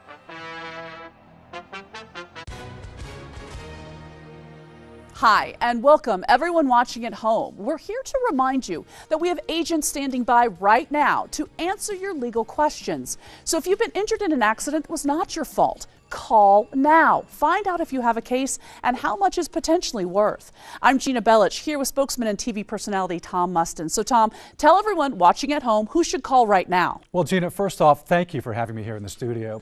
Now, as far as who should call in, the answer is anyone who's been injured in an accident that was not your fault should give us a call right now. Agents are standing by to answer any questions you may have and tell you how much your case is potentially worth. Thanks, Tom. So what kind of calls are we seeing today? Well, Gina, we're getting calls about all types of accidents, but the most common has been car accidents. So if you or someone you know were injured in an accident that was not your fault, take that first step and give us a call. We'll answer your questions and you'll find out if you have a case and how much it's potentially worth. Thanks, Tom. Call now. Thinking about retirement? Would you like to have retirement income that you can count on for the rest of your life? How about up to 33% more income? Call this number to get this free book, Annuity Do's and Don'ts for Baby Boomers. This book is filled with valuable information uncovering little-known secrets to help you maximize your income in retirement. And it's free. Retirement income you can count on starts by calling for this free book. As a bonus, we'll also rush this annuity rate report, also absolutely free. Annuity National researched numerous products and summarized the rates and benefits of annuities from foremost insurance companies like Nassau Life and Annuity. Call for both these free books, Annuity National, retirement income you can count on for the rest of your life. Call now.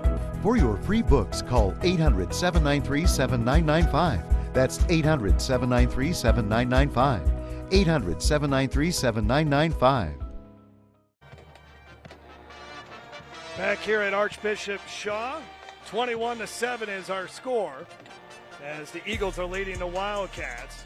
One of the great high school football players in the state of Louisiana over the last 10 or 15 years is Livonia's Patrick Queen. And a couple weeks ago at Livonia High School, they named the stadium after the former LSU Tiger who won a national championship in 2019 and then has gone on to have a great career in the NFL. Here's a look back at that day, a special moment for Livonia High School.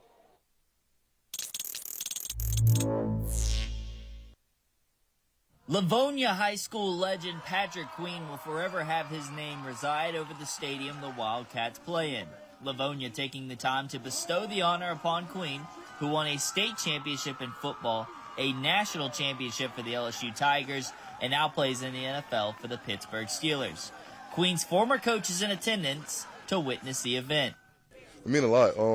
It still ain't sinking in yet, but just knowing that when kids come here now and my name being up there, it kind of gives hope that kids could do that too. So, just being from a small town, not that many opportunities coming out of here, just being able to, seize the most of mine and, make it big, and just to be able to put hope into this community is big. It's an incredible honor for a guy that's very, deserving of it, man, because you do something like this, it better be somebody deserving, right? And he's just such a role model. And he's always been about community. As far back as I can remember, it's never been about Pat. It's been about everybody else. He was the best guy on a championship team, and he made it about everybody else. And that's kind of the biggest thing I take away from my time with him. Awesome. What an awesome human he is. You heard that over and over and over from everybody that spoke tonight. You love to see stories like this pan out. You see them in movies all the time. You see them on TV shows, but when it happens down home, right, you could see the look on everybody's face here, whether they were in the stadium, whether they were sitting in the chairs over here, just the look of gratitude towards Patrick, but also how proud everybody was of him, of the person he is and has become, and the fact that he didn't forget home, man. It's awesome thing to be a part of. Queen, coached by two great coaches in David Brewerton and Guy Mistretta, Brewerton, now at Zachary, and Mistretta at Dutchtown, recounted the first memories of coaching Queen. The Wildcats capturing a state championship in the first year under Mistretta after finishing runner-up under Brewerton the year prior. No, I really don't, because he was in baseball when we started. So it was everybody else that was out there. But I do remember the first time I started watching film, and I'm trying to figure out who's returning for the next year, right? Because I did watch them in the Dome that year when they finished second. So I got the film from Brew, and I started watching them, and I'm jotting down numbers. I said, this guy had to be graduating, right? He's the only freshman out there. I said, holy smokes. So the opportunity for a future was evident. But again, you need to have the drive to tack that on. Yes, so I had him as a young one, right? And that's absolutely the case. He was a big-time special teams guy for us. But you coach guys every now and then that have that it factor, right? And PQ had that it factor. There was no question, right? And he played a bunch of different positions. But he starred as a running back in high school, right? And the next thing you know, he's a national championship MVP on defense, right? And now he makes a pretty good living doing it that way, right? So awesome. But from the very beginning, you just kind of knew that guy was going to be a dude, right? Yeah, it was great. You kind of face adversity with, you have one coach and he leaves, then you got another one, and they both got the same philosophy but with different ways of going about it. So having to adjust to that, but also having to adjust to playing different positions, just always changing positions, trying to master every single thing on the field. But they instill a lot of things in me that I still use to this day, so I'm forever thankful for them. Queen recounting the chase to get back to the Dome and be a big part of the Wildcats' success that season. Yeah, that just comes from me growing up and watching people that came before me, like Russell, Darius, all those guys that was just extremely good at football. It just drove me to want to be better. And when I saw them get to the Dome and we lost that first time, it drove every single one of us on that team to get back there and win it. And fortunately we did that the next year, and it's an incredible feeling. It's something that you can't replace. I think high school is the one that I feel the most closest and connected with, even over the Natty, which is crazy to say, but I think it's just something about high school and growing up with kids and being able to accomplish that is just something different about it. Queen later went on to play for Ed Ogeron at LSU and win the national championship in 2019, being named the defensive MVP in the game. Couldn't have the better person. Patrick Queen is the same young man that walked out of my office that he is today. Character, integrity, great parents, great raising, great family. So proud of him. We came to see Patrick. We met his mom and daddy, great people. We heard about his work ethic. We talked to him about some things that he did well and he had to improve. He improved on, became one of the greatest players, linebackers in LSU history. But Queen will never forget his time at small-town Livonia playing Friday night under the lights for the Wildcats. It's a different type of football. When you come down and play a team like this, you know what it's going to be. A whole lot of hard football, hard-nosed football. We don't have the same stuff that everybody else has to be able to, put our best performances out there. So we got to get it out the mud, literally, in the field. So it's just a different type of football here. Everybody know everybody. Everybody loves it. Everybody comes out. The whole town gets shut down, and we go out there and play football. Reporting for the LHSAA Network, I'm Spencer Verrett.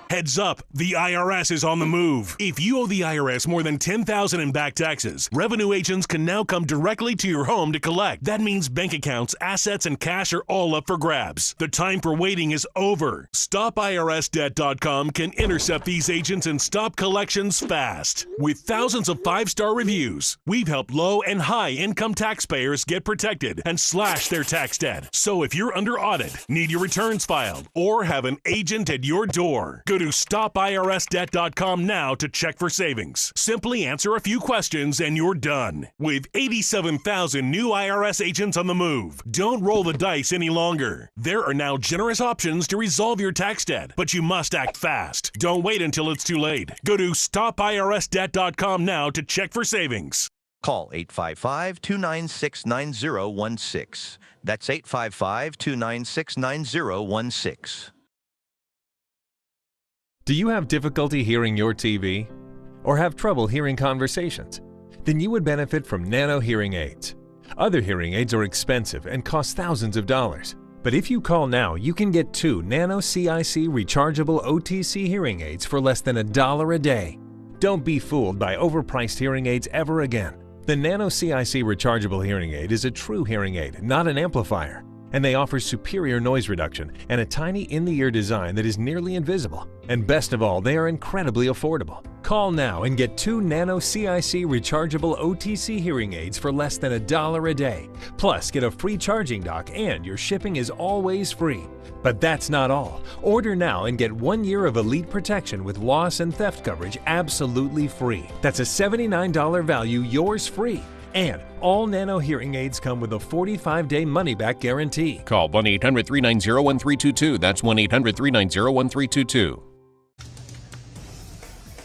Continuing with the Dudley DeBosier halftime show, it's 21-7. Archbishop Shaw leading the St. James Wildcats. Week 6 of the high school football season. This is a non-district matchup, and you heard Hank Tierney tell Terry Beckwith before they didn't go in the locker room, but before they started their halftime, that was the best first half that Shaw played, and it really was. Other than giving up that long pass that set up the St. James lone touchdown, they really dominated the first 24 minutes of this game. They did. It was very impressive what they did offensively. They took their time and ran the football down on them and did that. And then their defense played well. Yeah. They kept them bottled up, and St. James was not able to get anything at all going in the first half.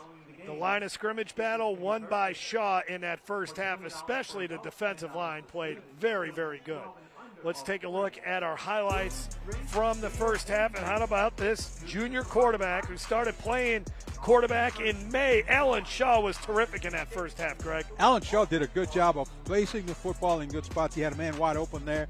But what he did was he ran the offense, and he stayed out of third and long and kept them going, kept them ahead of the chains, just like they wanted to do, as we talked about in the pregame. How about that defensive line? Jaden Weber's made a lot of big plays. And then here's Alan Shaw again, off to the races for 48 yards. Alan Shaw using his feet. We knew he was quick. We knew that he could run the football, but he showed some flashes of throwing the ball as well. And I think that was the thing that helped their offense against the St. James defense. The senior running back DeAndre Franklin continues to be very solid. There's the long pass that I was talking about, thrown there to Rakee Lee. That set up the lone touchdown of the first half for St. James. A big sack on the final drive that really kept St. James out of the end zone. Jaden Weber wrapping up Juwan Jackson and bringing him down to the ground. Here's a look at your statistics. Yeah, look at the stats. First downs, I think just about even. What the real surprise is, look at the Eagles with 132 yards rushing the football. They stayed after that offensive line, took control, and they were able to move the football. I think it was a good thing for them there. And then the total yards, 118 to 185, not bad. Pretty clean football game, though. Only one couple penalties on each side. That's a pretty clean game. That's your Cox Fast Stats, giving football fans all the latest stats courtesy of Cox. Learn more at cox.com/internet. And our halftime show brought to you by Dudley DeBosier. Injured, put the ball in their hands and let them go to work for you. Demand Dudley DeBosier.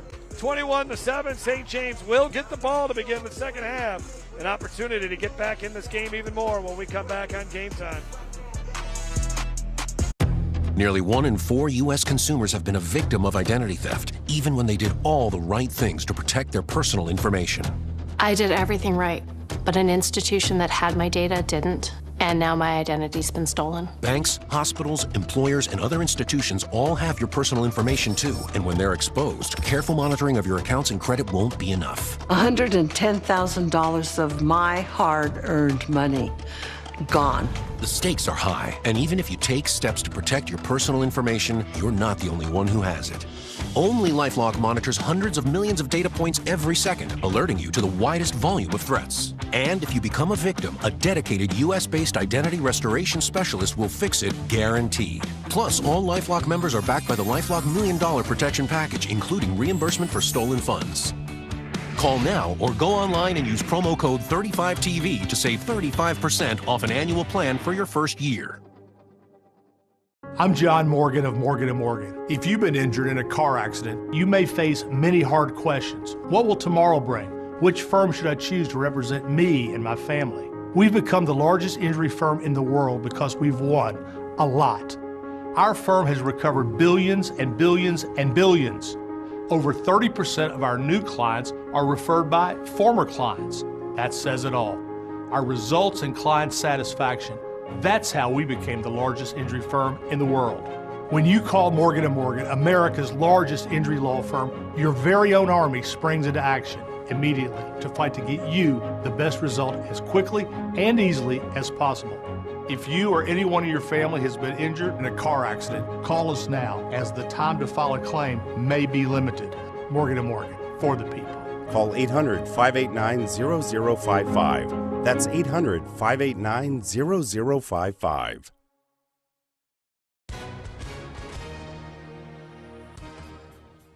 Hi folks, welcome back. If you or someone you know has been exposed to the weed killer Roundup and you now suffer from non-Hodgkin's lymphoma, you could be entitled to significant cash compensation. Rob, who should be calling in right now? Just like you said, Paula, if you or someone you know have been exposed to the weed killer Roundup and you are now suffering from non-Hodgkin's lymphoma, you may be entitled to significant compensation. Thanks, Rob. Take action and call now.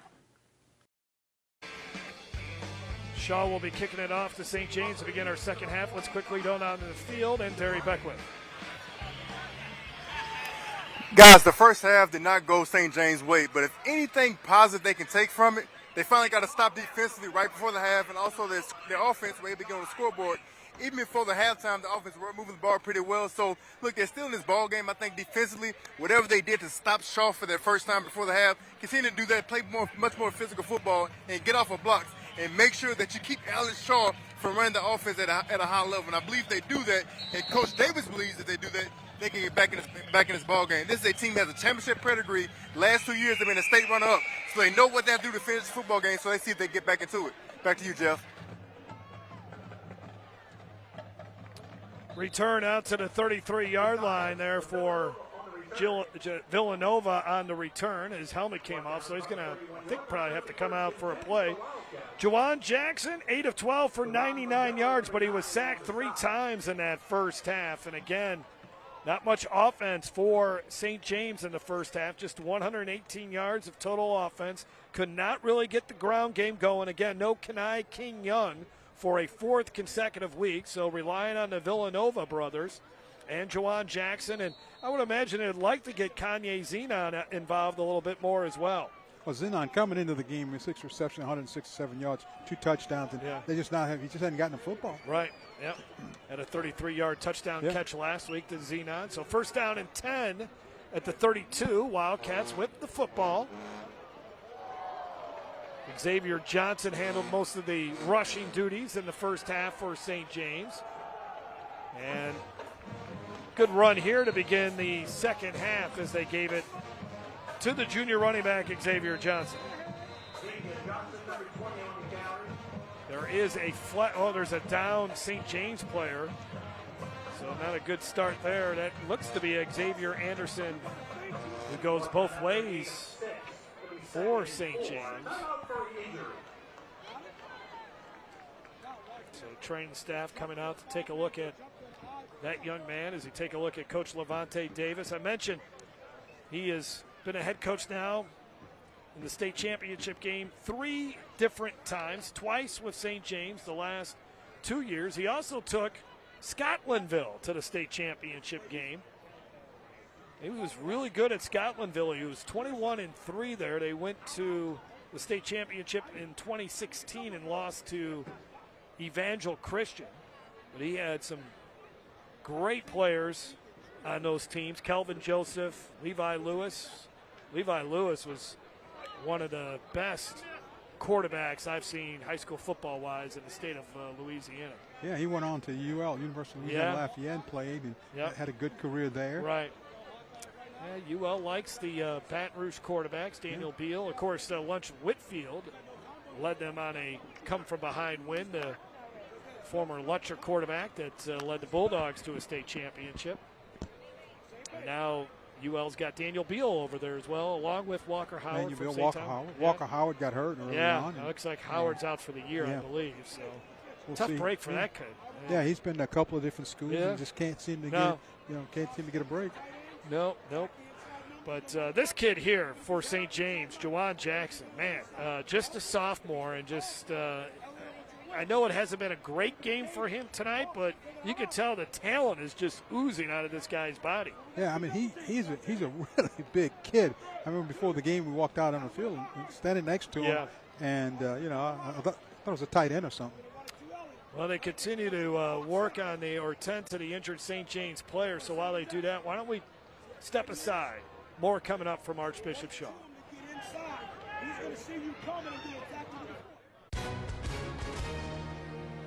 Hi, and welcome everyone watching at home. We're here to remind you that we have agents standing by right now to answer your legal questions. So if you've been injured in an accident that was not your fault, call now. Find out if you have a case and how much is potentially worth. I'm Gina Bellich, here with spokesman and TV personality Tom Mustin. So Tom, tell everyone watching at home who should call right now. Well, Gina, first off, thank you for having me here in the studio. Now, as far as who should call in, the answer is anyone who's been injured in an accident that was not your fault should give us a call right now. Agents are standing by to answer any questions you may have and tell you how much your case is potentially worth. Thanks, Tom. So what kind of calls are we seeing today? Well, Gina, we're getting calls about all types of accidents, but the most common has been car accidents. So if you or someone you know were injured in an accident that was not your fault, take that first step and give us a call. We'll answer your questions and you'll find out if you have a case and how much it's potentially worth. Thanks, Tom. Call now. Well, they were able to finally get Amari Marshall off the field, and he walked gingerly with some assistance to the bench, and we hope he's okay. That is the lone senior starter on that St. James offensive line, a Wildcats team that has been battling injuries all season long. And unfortunately, Amari Marshall could be the latest one here that has suffered an injury. Hopefully, it is not as serious as it appears. So on second down, Wildcats go back to work, and the Eagles did an outstanding job stringing that one along. And Xavier Johnson was just never able to turn the corner. And then it was Nelson Carter who delivered the tackle. Nelson Carter did a good job of coming up from his defensive back position to make that tackle. Carter, only 5'9", 160 pounds, but did an outstanding job bringing down Xavier Johnson. 3rd down and 5. St. James just 1 of 5 on 3rd down. Opening possession of the second half from Archbishop Shaw High School. They bring the blitz as they rush 4. Jackson dances out of the pocket. Anybody open downfield, heaves it, and it's incomplete. Defended there by Taj Turner, and St. James has to punt it away as they continue to have very little success on 3rd down tonight. Well, Shaw's continuing to be able to get a little pressure. They bring an extra guy that time. They were rushing 3 before. They bring a 4th guy and got a little pressure. But this is a coverage sack. This is where there was nobody open down the field, so a lot of credit to the defensive backs. Michael Banks and Jonathan Williams were chasing Juwan Jackson. The St. James punter again filling in for Kenai King Young.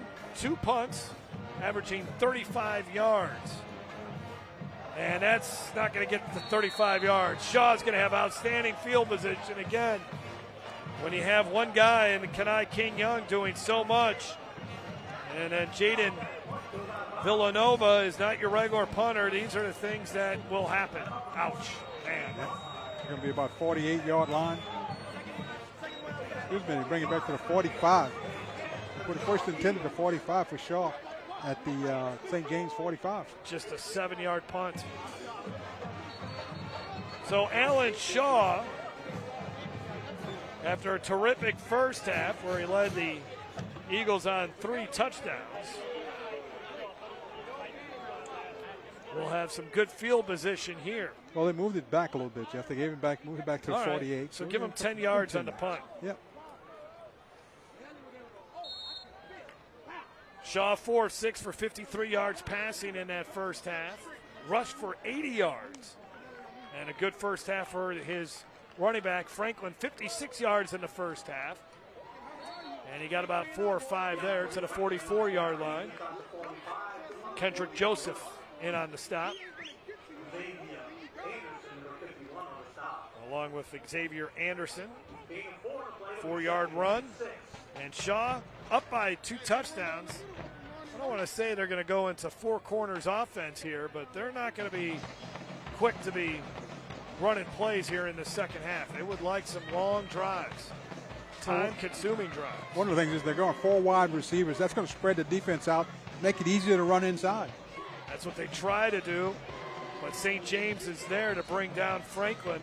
Took about the 3rd or 4th defender to finally get to him, but Malik Harry, who had a bunch of tackles in the first half, gets his first in the second half, and now will bring up 3rd down and about 4, and this is where St. James has got to get off the field. Eagles are 1 of 4 on 3rd down tonight. This is one where if you're St. James, what you want to do defensively is if you can throw them for a loss to make sure that they punt the football, because third and short, they may opt to go for it. Eventually the Eagles are going to throw the ball here too, try to catch St. James when they're not expecting it. They'll go to Franklin again. A good job by the offensive line. Provided enough push. Anderson made the tackle, but that's going to be a 1st down, a gain of 5 for DeAndre Franklin. Franklin had to sit behind Jasper Parker. He waited his turn, and he's been a really good running back here in his senior season. Guarantee bank 1st down for Shaw. But Coach Tierney talked about how he's so happy for DeAndre to come out every day, work hard as he waited behind Jasper Parker. He can block, he can catch, plays bigger than the frame that he has. He's just a very good player. Breaks a tackle there, keeps the feet going, the legs pumping, and ended up getting 7 yards. Just 160 pounds, but a hard-nosed kid. The thing about DeAndre Franklin is they feel like they can do it all with him. They can run between the tackles with him, and they can run into the outside. Yeah. He shows a lot of versatility. And he puts his offense in the 2nd down and 3, 2nd and short. And that's what we saw so much of in the first half. Shaw was never really behind the chains. They've been on schedule a whole game, and that's why they've had as much success as they've had here tonight. 8 carries for 75 yards tonight for the senior running back, Franklin.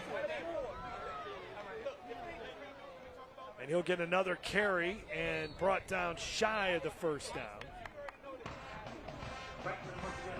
Nolan Zenon on the tackle there for the Wildcats, but 3rd down and 1.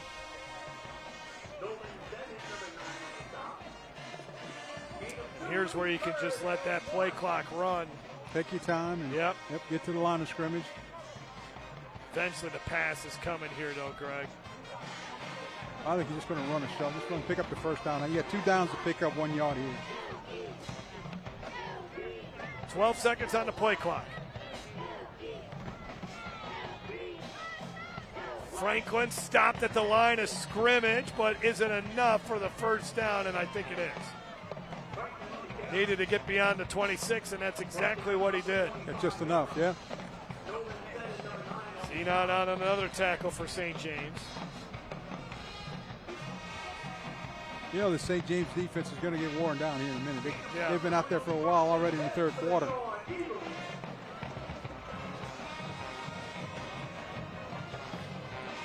I like the Shaw offense. They keep changing up their offense. They go from a 2 wide receiver set to the 2 tight end set.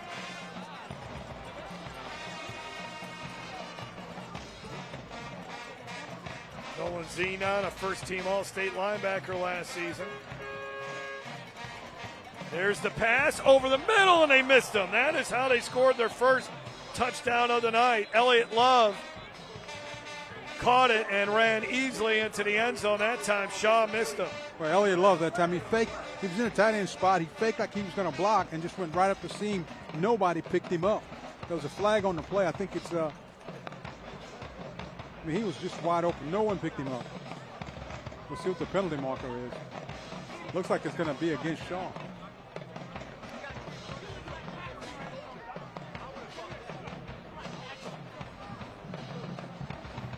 Illegal formation, offense, 5-yard penalty, replay 1st down.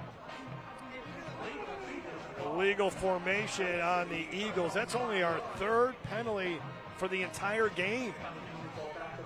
So this is now the Eagles looking where you're behind schedule, and this is where you get a little uncomfortable when you're a run-first team like Hank Tierney's squad is. But you know, with Tierney, he's not going to get away from what he wants to do. He's got a two-score lead, and he's down on the other end of the football field. I think he's going to stick with his running game.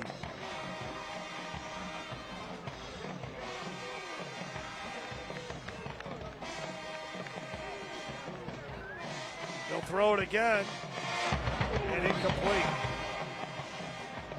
Coach Tierney believes he's got 3 wide receivers that could play college football. You got Nazir Parker, and the younger brother of Jasper Parker, Tyree Lowe, and then this freshman, Balin Jackson. And they got good size, they got good speed. And for the Eagles to repeat as state champions, getting this passing game a little bit more efficient will be a key. Well, I think that's going to come with his quarterback. He's got to get him adjusted to throwing the football now, be a little bit more comfortable with throwing the ball. Second down and 15, the run to Franklin. Franklin hit behind the line of scrimmage, struggles to get back to the line of scrimmage as Malik Harry makes another tackle for the St. James defense. So third down and long, you see how that penalty really makes things a little more difficult. Harry, 5'10", 160 pounds. 3 for 6 is Shaw on third down, but 2 for 2 on this drive.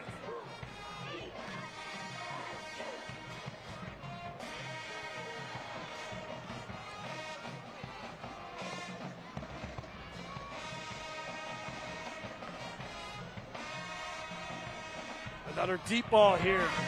That's going to be incomplete. So now you're on an interesting spot in the field here. You're at the 30, no really sense to punt it. Too long for a field goal, so they'll just probably go for it here. Yeah, I think you go for it. The only thing you were thinking about if you're Shaw is the fact that you threw an incompletion, so it stopped the clock. Yeah.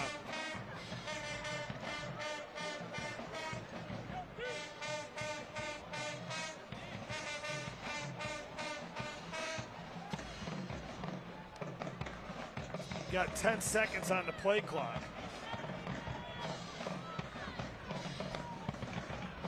Shaw has just got to run out of there. And there's a flag there at the end. Not sure who that's going to be on, but it was thrown in the direction of some green jerseys there. I think it might be a holding call. St. James gets off the field. Against Shaw. Offense number 76. Penalty is declined. We've got first down going the other way. So Caden Johnson was the man who was guilty of the penalty. So Wildcats kind of hanging around here. Let's see what they can do offensively. Juwan Jackson and the Wildcats will have the ball when we come back on Game Time.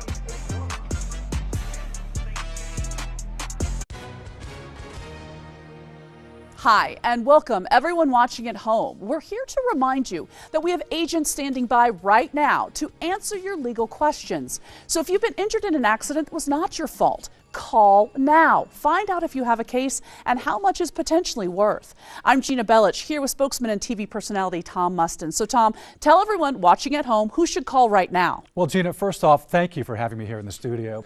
Now, as far as who should call in, the answer is anyone who's been injured in an accident that was not your fault should give us a call right now. Agents are standing by to answer any questions you may have and tell you how much your case is potentially worth. Thanks, Tom. So what kind of calls are we seeing today?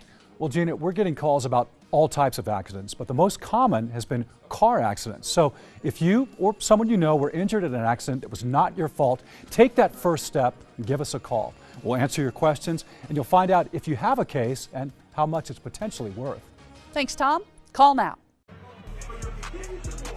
Let's look at our Guidry's Catfish Catch of the Game. Guidry's Catfish feeding your family like ours since 1976. How about that grab by Jakias Villanova with the one-hand grab there on that pass that was a little bit high from Juwan Jackson. And they're going to need number 4 to do something special here as the Wildcats are down by 2 touchdowns. Jeff Palermo, Greg Bowser, Derry Beckwith with you. That last Shaw drive took 5 minutes and 19 seconds off the clock. 10 plays, only 20 yards. St. James's defense did a nice job to get off the field after the bad punt, and they tried to throw it to Villanova.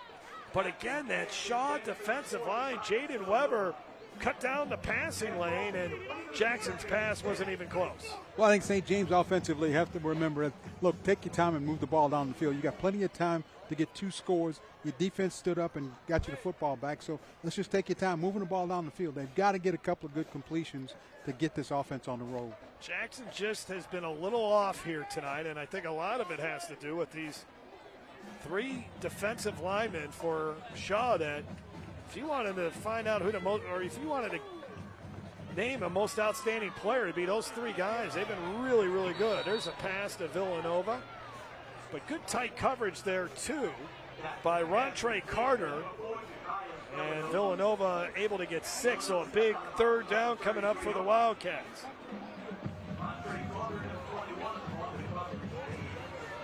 Carter's been in that defensive secondary for the Eagles since the 8th grade. Pretty impressive stuff. 3rd and 4. Really a long 4 yards here for St. James.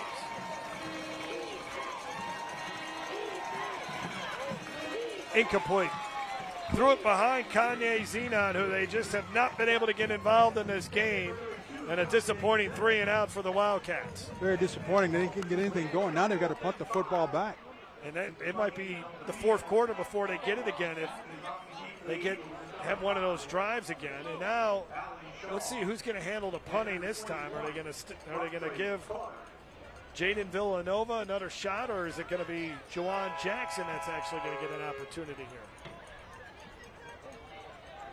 I think it's going to be Jackson. I think it is going to be Jackson to punt. If you got a good fake punt, this would be a good time to use it. Twin safeties for the Eagles ready to return this punt. Jackson, a line drive punt. Going to be taken at the 35-yard line. Flag down. This is a good return into St. James territory, but likely coming back. Yeah, I think you're going to get a block in the back against Shaw that time. That's Ellen Shaw, the 5th on the punt return. It's a 32-yard punt, and this will back up Shaw probably inside their own 30.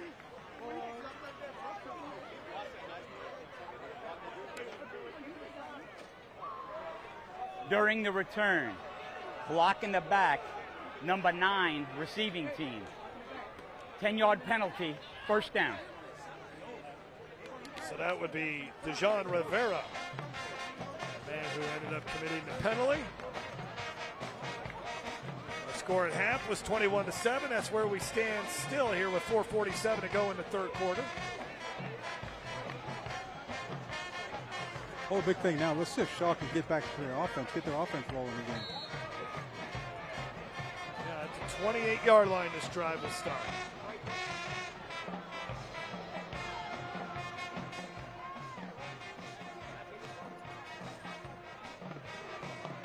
Good job. There's another flag as Nolan Zenon. Yeah, this is going to be a holding call on the offense that time. All of a sudden, the penalties piling up here for the Eagles.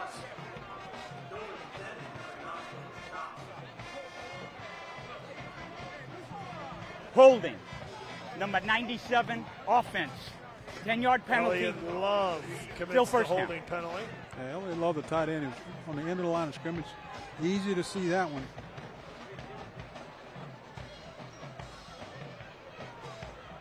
It's now 4 penalties for 30 yards. Let's bring in Derry Beckwith. And Derry, looks like the St. James defense, after giving up 3 consecutive scoring drives in the first half, has finally settled in.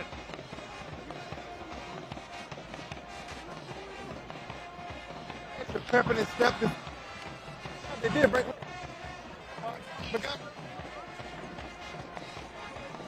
Use your hands and toss up front with the D-line. Right now, you see, has a 4-man.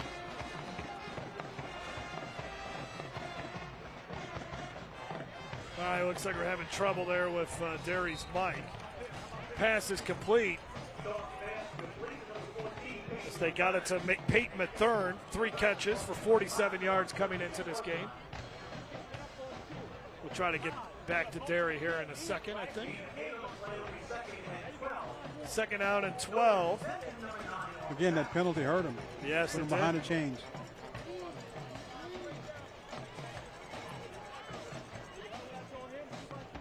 Good shot of Hank Tierney. Hank's and walking the sidelines a long time.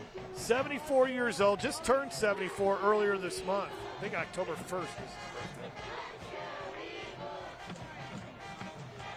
Shaw keeps it, and he got smashed. Big time hit, and Zenon has really picked up his game here. Well, the Shaw, the defense is starting to set the Shaw offense down a little bit, giving them trouble.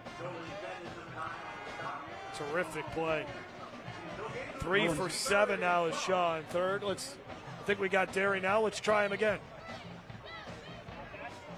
Got on his defense extensively. He was not happy, and it's showing in the second half. These guys are playing with a lot more vigor, a lot more aggression. They're being very physical. Anytime you want to stop a rushing attack, it starts your D lineman, and these guys are getting off a box and making plays, and they're getting 11 guys to the football. So right now they finally settled in the second half, playing physical, playing tough, playing smart.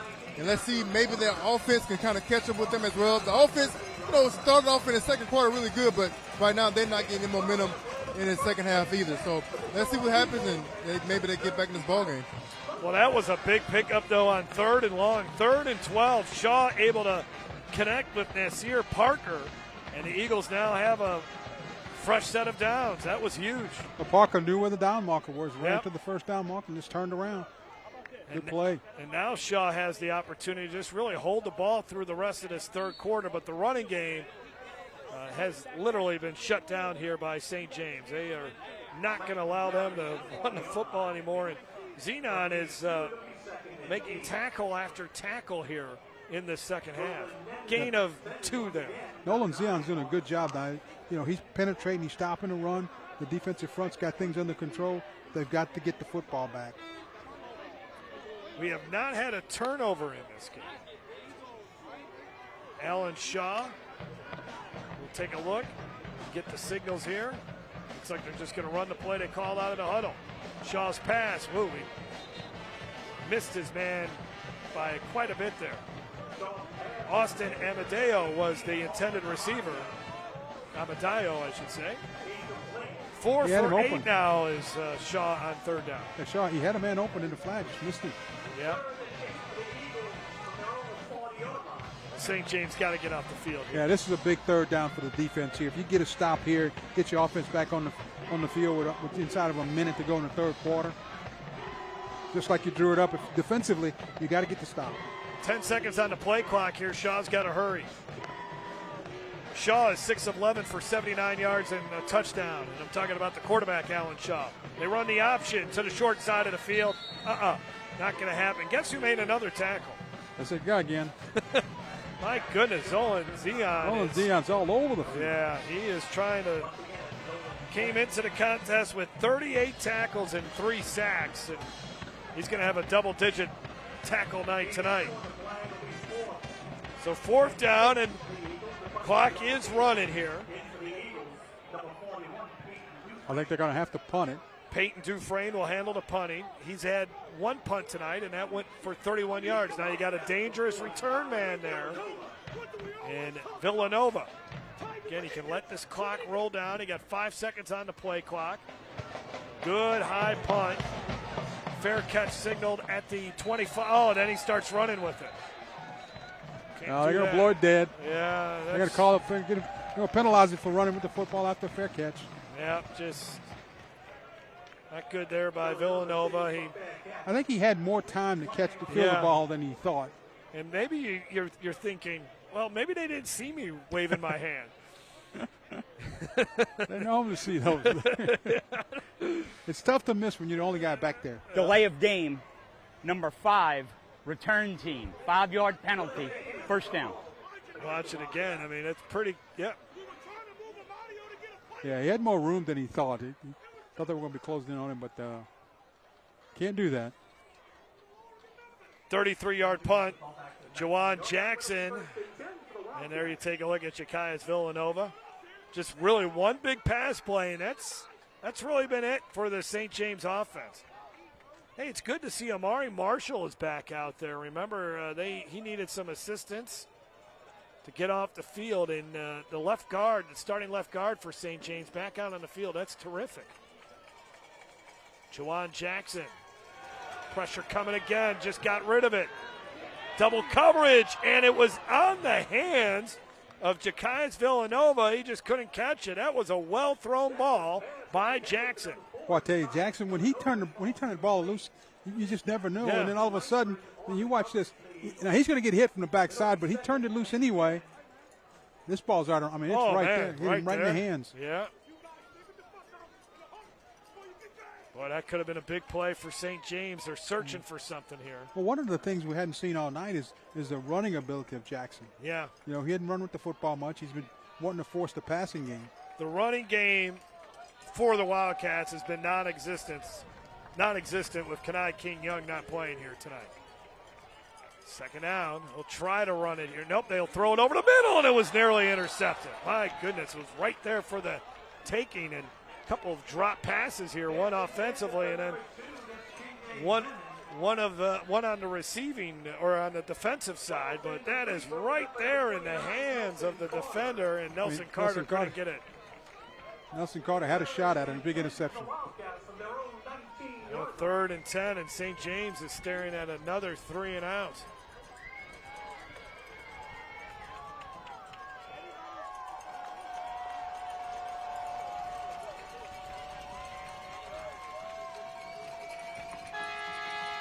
Jaden Frazier's the running back. Oh, there he's going to take off. Jackson running straight ahead, trying to get that first down. He did. Flag, though, in the backfield. I think he's going to be just short of the first down. No, he's got it. He's got it. He's got the first down. But the flag, I think, could negate this, and it is.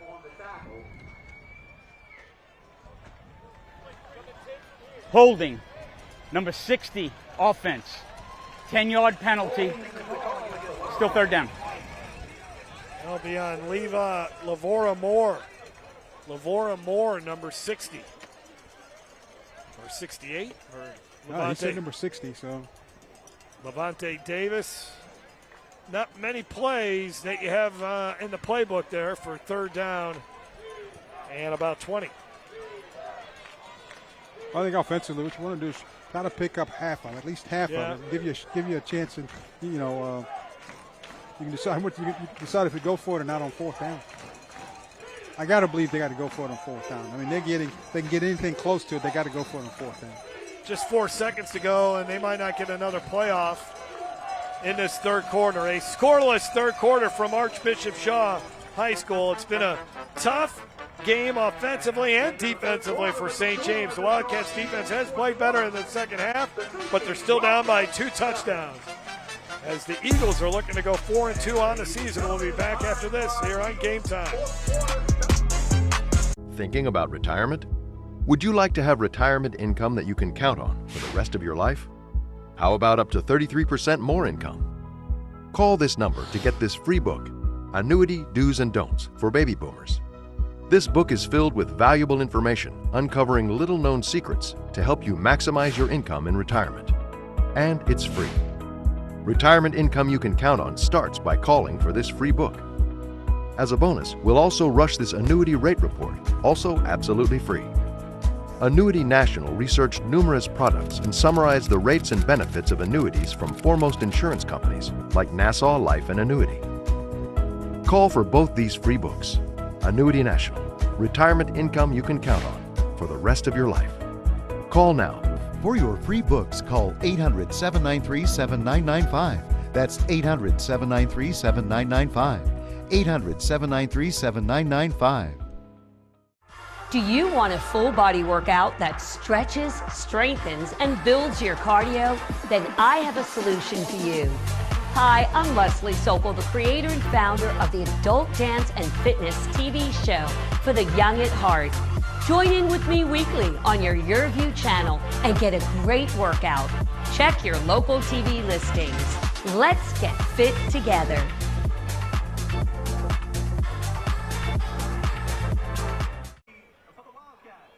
Game Time is brought to you by Gidry's Catfish, feeding your family like ours since 1976. OSPT, Orthopedic and Sports Physical Therapy, helping you move freely, live fully. Elevation Station, a place for non-stop action and family fun. And by Raising Cane's Chicken Fingers, one love. Javante Davis's offense has not been able to do much here tonight against Shaw. They are now facing 3rd down and 20, down by 2 touchdowns. As we begin this 4th quarter, Jeff Palermo, Greg Bowser, and Derry Beckwith with you from the West Bank. Jackson winds up and throws, and he underthrows his receiver. And really on 3rd down and 20, that's all they can do. Kanye Zenon was the intended receiver. There is a flag, though, isn't there? Yeah, there's a flag right where. Now, this would not be enough, though, for a first down. It's not an automatic first down pass interference in high school football. An interesting call. It didn't look like there was much contact.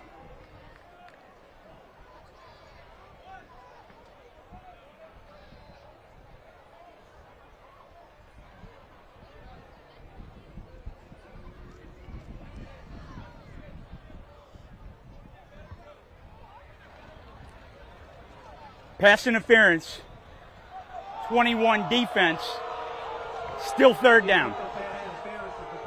Pass interference call against Rontre Carter.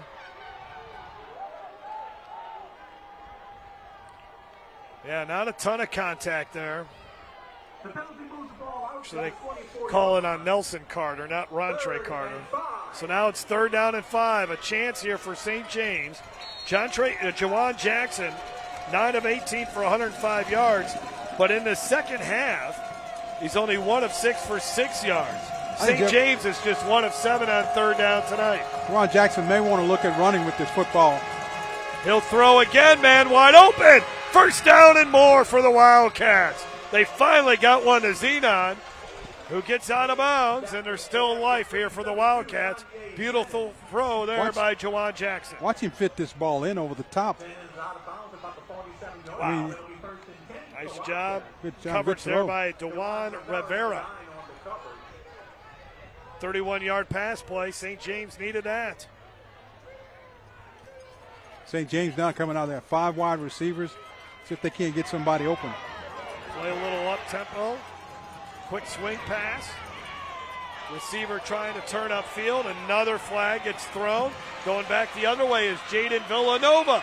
Villanova still going all the way to the 15 before he's spun out of bounds. But this is probably coming back too. Yeah, that's in the vicinity where it's normally a holding call on an illegal block in the back. All that running for Villanova, all for naught.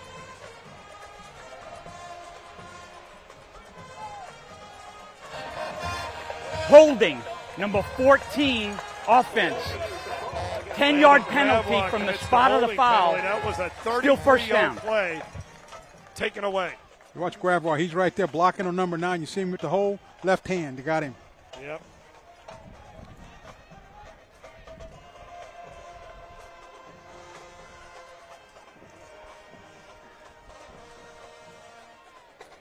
Potential upset in the Baton Rouge area. Woodlawn of Baton Rouge leading Central 21-20. Central had a tough loss, I believe it was last week, against Lafayette Christian. High scoring game for the defending champs in Division I non-select. St. Aug over Jesuit 28-6. We'll see Jesuit next week taking on Edmond Carr. St. Charles Catholic trying to bounce back from the loss last week to St. James. They lead Terrebonne 31-13. Moving upfield, spinning, turning, staying on his feet. Jakias Villanova got some of those yards back that were lost because of the holding penalty, and it's 2nd down and 7. Yeah, if you're St. James, you make a big play. You get up offensively, you start looking around, make sure there are no flags. Yep. We're seeing a lot more flags here in the second half. We only saw 2 penalties total in the first half. Long pass, double coverage, knocked away. Jackson Williams, the Tulane commitment was there on Zenon. Well, Zenon did a good job of continuing the route and breaking up the interception. You're watching this ball. This is a deep throw. He just threw it up, and I thought it was going to be intercepted right there, but then Zenon did a good job of coming in and knocking the ball away.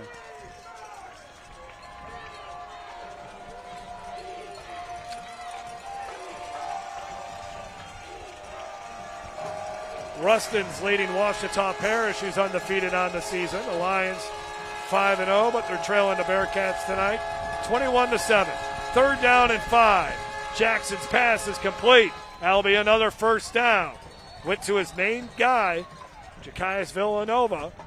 And when we asked Hank Tierney about this St. James offense, he's like, I don't know how we're going to slow this Villanova guy. No, he referred to him as number 4. Number 4, yeah. Number 4. He's like, he's going to be tough to stop, and he is a heck of a football player. He is. He runs a really clean route, and the other thing, he's got that burst of speed, so you got to respect him deep. Fresh set of downs for St. James. Now he's going to get it on the jet sweep. Made a defender miss. And then he gets out of bounds. Might be enough for another first down. I think they're going to give him a first down. Looks like they might be marking him a little bit short. No, they gave him the first down. It's a good job of running. Makes one guy miss. And then once he gets on the edge of the defense, is when he's really dangerous. Dewan Rivera on the tackle. That is another Guaranteed Bank first down. And a timeout called by the Eagles. So we'll take it with them. Guaranteed Bank. We know community. We'll be back after this. Heads up, the IRS is on the move. If you owe the IRS more than $10,000 in back taxes, revenue agents can now come directly to your home to collect. That means bank accounts, assets, and cash are all up for grabs. The time for waiting is over. StopIRSDebt.com can intercept these agents and stop collections fast. With thousands of 5-star reviews, we've helped low and high income taxpayers get protected and slash their tax debt. So if you're under audit, need your returns filed, or have an agent at your door, go to StopIRSDebt.com now to check for savings. Simply answer a few questions and you're done. With 87,000 new IRS agents on the move, don't roll the dice any longer. There are now generous options to resolve your tax debt, but you must act fast. Don't wait until it's too late. Go to StopIRSDebt.com now to check for savings. Call 855-296-9016. That's 855-296-9016. Levante Davis and the St. James Wildcats offense. Nice drive, 7 plays, 49 yards. It's taken nearly 2 minutes off the clock. Still got plenty of time to get in the end zone here, make it a 1-score game. Juwan Jackson on first down. Over the middle and incomplete. Had his man open, just missed him. Zenon, they've been trying to connect tonight, just it's been tough. Well, Zenon was open over the middle there, number 2. He was wide open, just missed him. Just need Juwan Jackson settle down here just a little bit. What's really surprising, Jeff, is he wants to throw the football. He's not looking to run at all, and they're giving him plenty of room to take off with the football. Jacaius Villanova, 7 catches for 61 yards tonight. They tried to just get it to him there, and it's 3rd down and 10. I would say Jackson's just a little off tonight. I'm not exactly sure why, but he kind of short-armed it there. And again, a lot of it is Archbishop Shaw is doing a nice job at least putting some pressure on him. He's been sacked 3 times. They've hit him a bunch of times. He hasn't had many clean pockets to throw from tonight. They get him out of the pocket here on 3rd and 10, and he completes it. Now his receiver needs to make a play, and he does.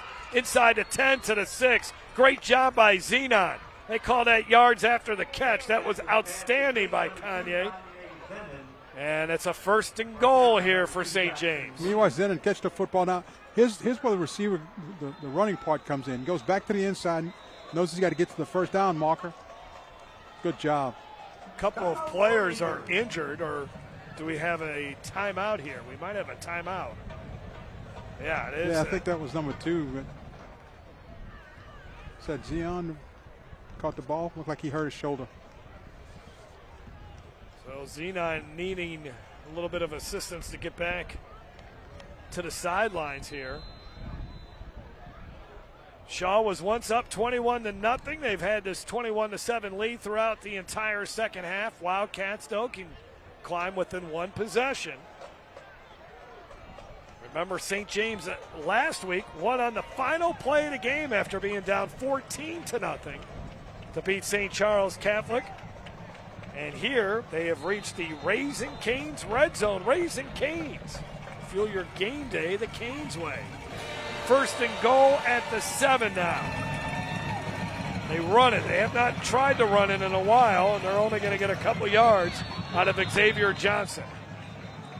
Xavier Johnson fighting hard, trying to get loose to get into the end zone. But again, they're knocking on the door. If you can just get the football in there with some time left.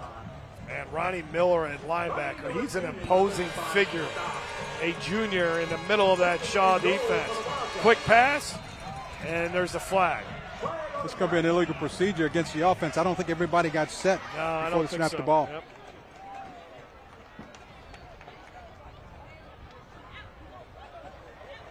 False start. Snap infraction. 67 offense. Replay. 2nd down. Kane Gravlaw commits the penalty. 5 penalties for 35 yards for St. James. This one backs him up to the 10.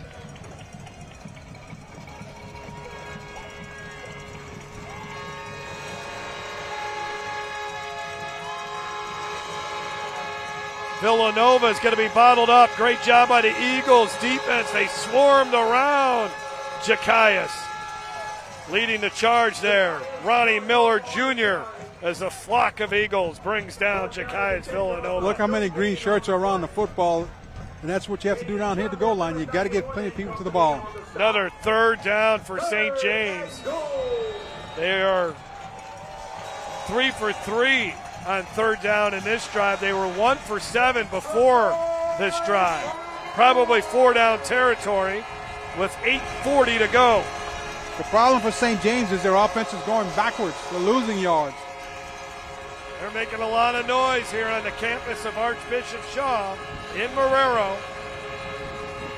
Pressure coming towards the end zone, and it's incomplete. Villanova can only get a hand on it. So on 4th down and goal from the 10, St. James now will need to draw up a good play. They tried to trick him a little bit, but they were not successful. Looked like he had Villanova open that time. Thought he might sneak it in there, but just slightly overthrown. DeJuan Rivera was on the coverage. You know, when you get down this close to the goal line, you know, you've heard us talk a lot about the one guy you don't account for is the quarterback. So if he decides to take off and run with it, it's going to be tough to stop him. 12th play of this drive. They're making a lot of noise. Great atmosphere. Jackson steps up. Does he try to run it? Now throws it. Touchdown! Touchdown, St. James! Beautiful play. Raquel Lee catches it in the end zone, and the Wildcats still have life. 10-yard touchdown pass on 4th down. Well, I tell you, that's a big-time play, both the throw and the catch. I mean, you watch this.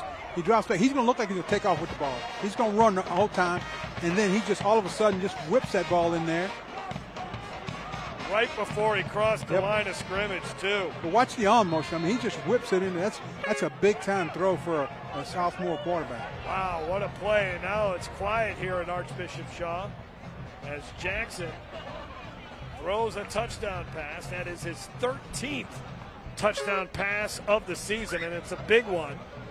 And now the extra point try to make it a 7-point game. We got a ball game. As Shaw has seen its lead shrink to 7.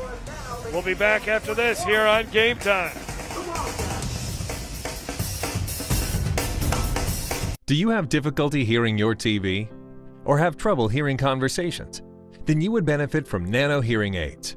Other hearing aids are expensive and cost thousands of dollars. But if you call now, you can get 2 Nano CIC rechargeable OTC hearing aids for less than $1 a day.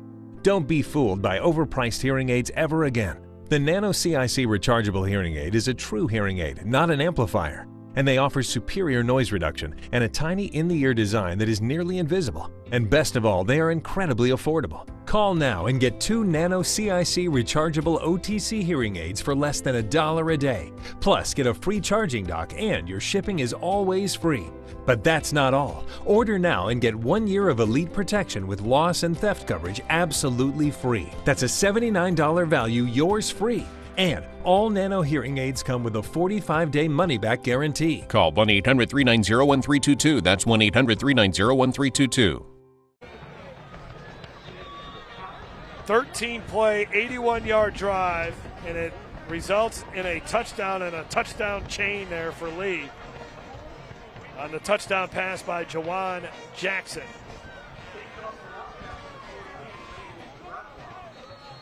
Well, now if you're Shaw, you've got to figure out how do I get the momentum back now? We got to get the ball back here. I think you just ground it out. Just put it on the ground. This kick is going to go out of bounds.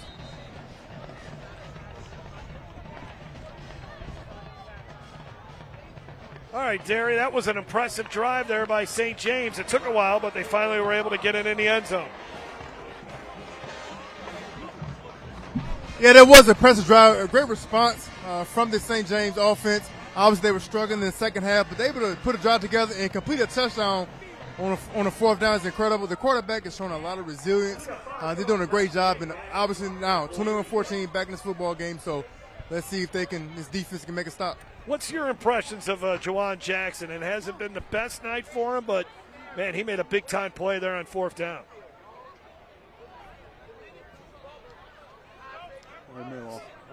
I'll tell you, anytime you get a quarterback that can do that, you got a shot. You got a chance. 12 of 26 for 151 yards for Jackson. So since he kicked it out of bounds, they'll re-kick it this time from the 35-yard line. All right, I think we got Derry back again. Your thoughts on what you've seen out of the sophomore QB for the St. James Wildcats?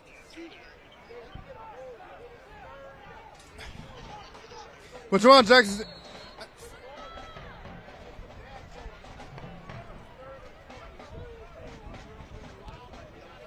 Jawan Jackson is doing an incredible job. Great control of the offense. He's doing an outstanding job, and I'm very pleased with his poise and his confidence.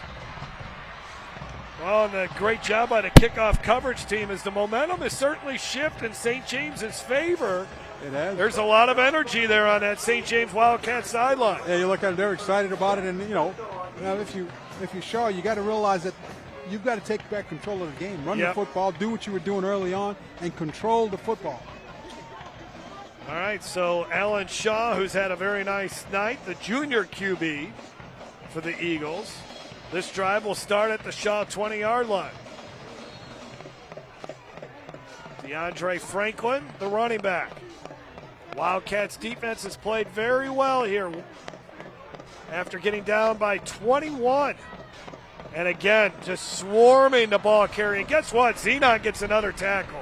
I mean, we're talking about this could be like a 20-tackle night for this young man. This is a good job. Watch him read the inside. He reads it, just bounces the ball outside.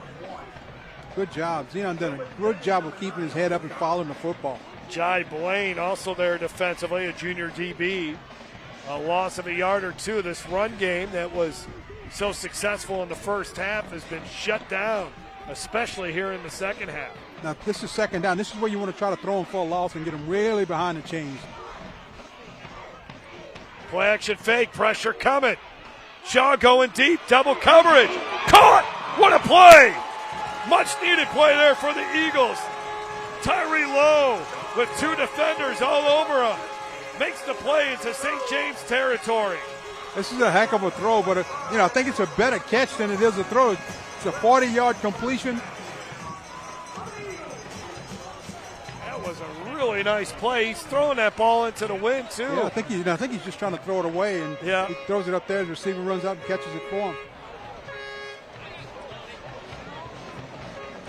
So our Cox Mobile smart call of the game. And it's a big play. Cox Mobile, the smart call of the game, courtesy of Cox Mobile. Big run here for DeAndre Franklin with the stiff arm, too, all the way down to the 10-yard line.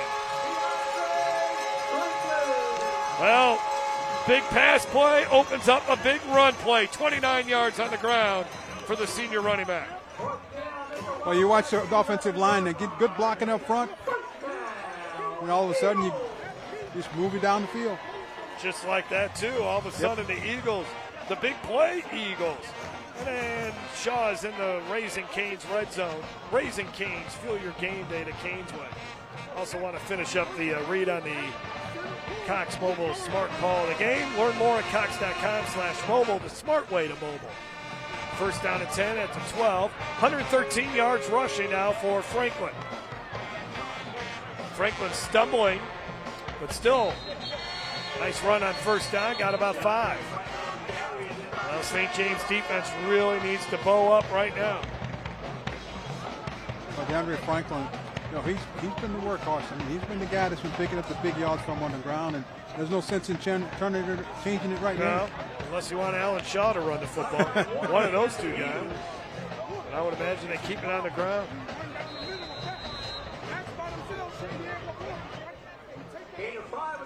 Be inside of 6 minutes.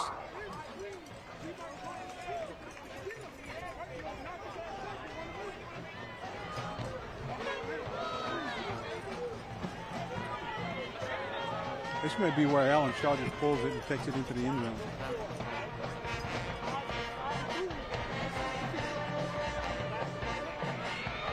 Oh, Franklin got hit behind the line of scrimmage.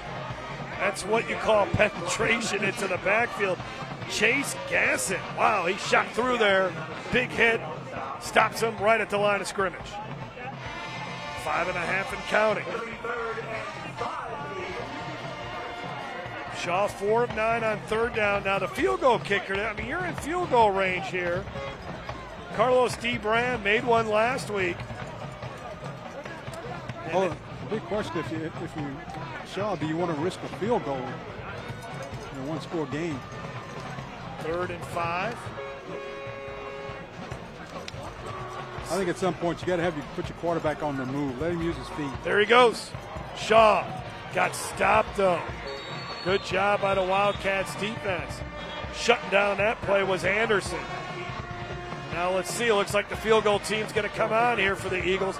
One thing they did is they moved the ball in the middle of the field. So you're right on. You're not kicking from either of the hash marks. And I think that was by design here.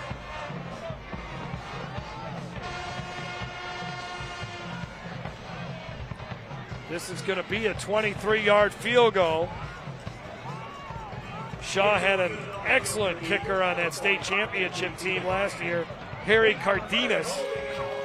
This is going to be the brand for Shaw to try to field goal. And it's back to being a 2-score game, a big field goal there with 4:09 to go. And Shaw has its first points of the second half, and they lead it 24-14. Well, next week we'll be over at the Shrine on Airline, but first the LHSAA Network game of the week. Church Point at Northwest. You can catch that game here on Cox Cable Channel 4 at 7 o'clock. And then on Friday night, we get to see one of the best teams in the state taking on the Jesuit Blue Jays in a Catholic League battle. Join us at 7 o'clock for that one. And once again, our Raising Cane's Box Combo Game of the Week preview. Raising Cane's Box Combo Game of the Week preview. Fuel your game day the Cane's way. Well, nice drive there for Shaw. They needed something. 7 plays, 74 yards, 4:09, and the long pass to Tyree Lowe was the big play on that drive. Tyree Lowe bailed him out, made an unbelievable catch. This one's going to, it almost stopped at the 1-yard line, and then it got into the end zone. So, St. James, they got all 3 of their timeouts, but this is going to be tough to try to overcome in 4 minutes and 9 seconds, down by 10. Yeah, down by 10, and they got about 4 minutes to go.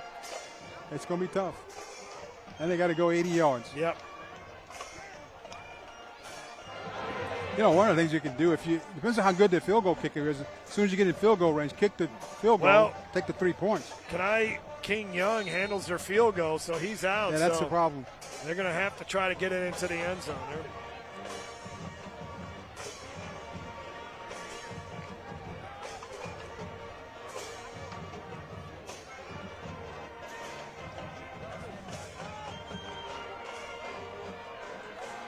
Quick little pass on the screen. Can they get a big play out of this? They certainly can. Jacaius Villanueva all the way up to the 40-yard line as Villanova gets 40 yards on that play. And all you have to do is just get him the ball, and Villanova is going to make things happen. Well, you're watching once he gets to the football. You see why the coaches like to get him the ball in open field. He makes two guys miss and almost break this thing all the way. Chains are not even set, and they're running this play. They end up getting 4 yards as they go back to Villanova.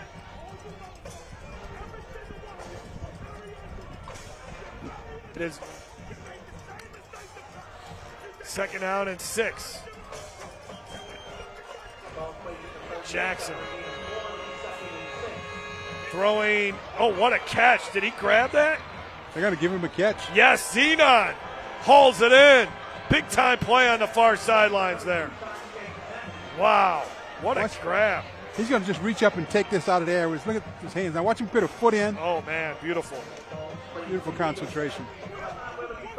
And again, not only is St. James not playing with Kenai King Young, but they're also missing Kamen Mitchell, too, who's a terrific sophomore wide receiver.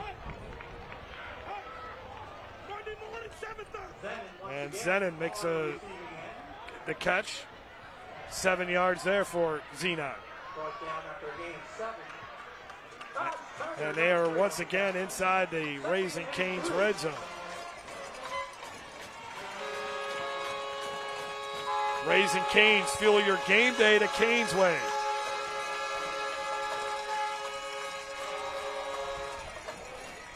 Jaden Villanova. And all of a sudden, this St. James offense just came alive.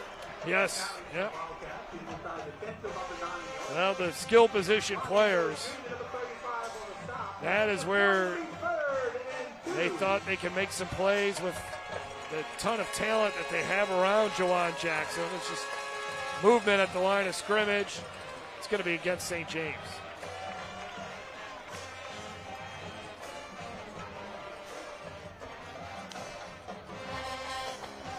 Snap infraction. 65 offense. Repeat. 3rd down. Snap infraction against the sophomore center, Andon Mahler. Makes it 3rd down and 8 for Levante Davis's team.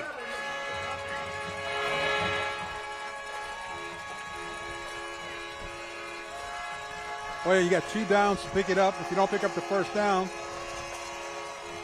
on this play, I think it's quick pass. Villanova turning upfield. Takes a big hit at the 5. That's enough for a 1st down for Jaden Villanova. 1st and goal. 2 minutes to go. Clock rolling again.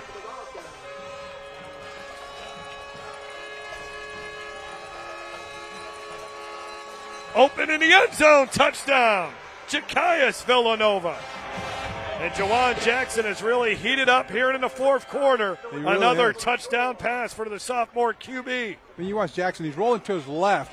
This is a difficult throw for a right-handed quarterback. He still squeezes it between 2 defenders. They'll go for 2 here. Might as well. I don't know, going for 2. I guess if they can, somehow they want to win it on a field goal, I guess. If they get the ball back. But if you don't pick this up, that means you got to score a touchdown to win. Jackson throwing in. Oh, did they catch that?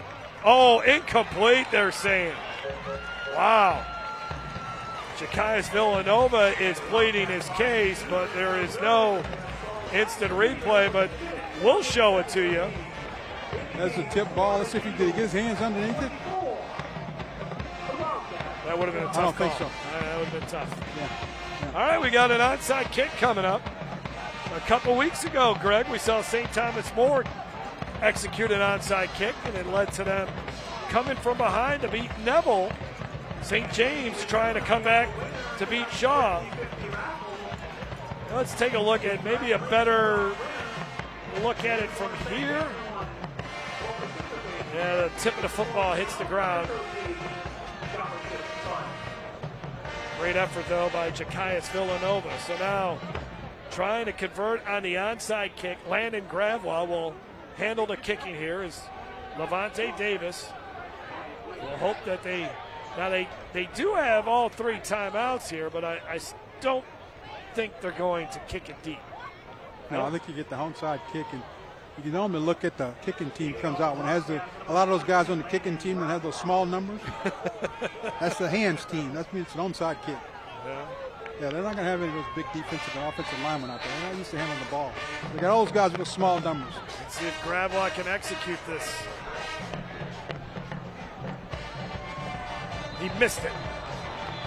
And it cost him 5 yards. Not the end of the world. No, it's not.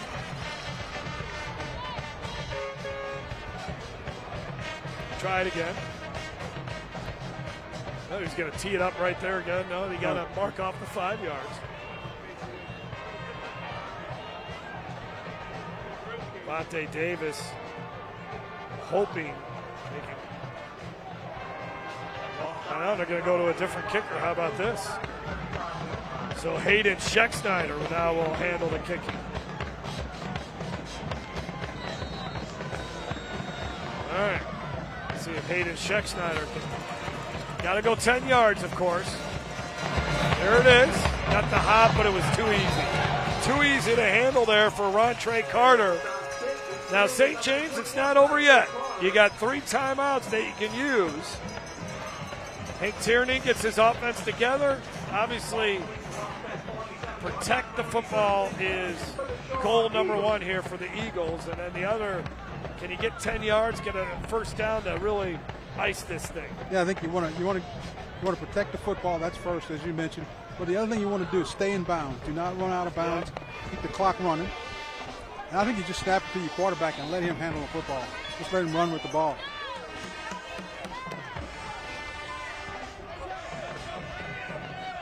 Because remember, Tierney talked about you want the best player handling the football. This is a crucial time. You want the best guy handling the ball. Franklin runs right up the gap, or right up the middle. Levante Davis right there next to the referee, making sure he sees the timeout signal. So 2 more timeouts here for the Wildcats. What a difference in 2 halves. I mean, the first half, St. James couldn't do anything, couldn't move the football, and then it came out in the second half, and, Shaw moved the ball out on the field, got some scores. And all of a sudden, the fourth quarter, St. James came alive offensively and just went up and down the field. Fourth quarter, the offense finally did get it going. So 1:43 to go. I tell you, these teams are both going to be tough in the playoffs. Oh, yes, they will. They will, especially once St. James gets back to full strength. I mean, that was a huge win. I saw St. Charles Catholic earlier this season. Certainly been keeping an eye on them. And last time we heard, they're beating Terrebonne, who's off to a really good start this season. Terrebonne ended up losing to Destrehan last week, but St. James being 4-1 with all the injuries that they had, that's pretty impressive. They just played in the first half not very good, while, as we heard Hank Tierney tell Derry Beckwith at halftime, that was the best first half of the season for Shaw. St. Charles Catholic got the win tonight. Another close one for Coach Wayne Stein's team. They beat it Terrebonne 24-21. We'll see St. Charles Catholic later on this season against Bellchase. I think that's week 8. Good hard run. Getting about 4 or 5. Another timeout.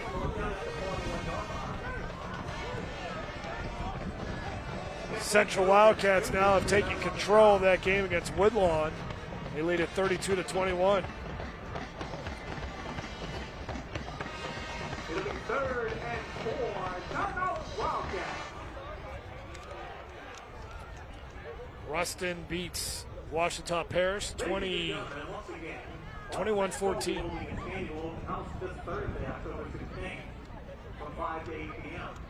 All prospective students and families are urged and encouraged to attend. And Shaw's open house right here on campus, Thursday, October 16th. Lafayette Christian blowing out Lafayette Renaissance 47-7.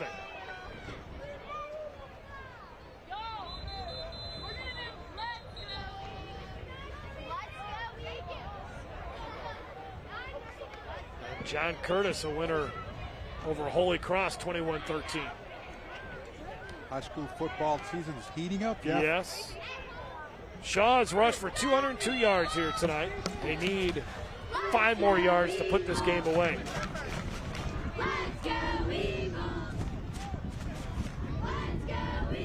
So on 3rd down and 5, Shaw keeps it, and he's got the first down, and the Eagles are going to get a victory here tonight. That should do it.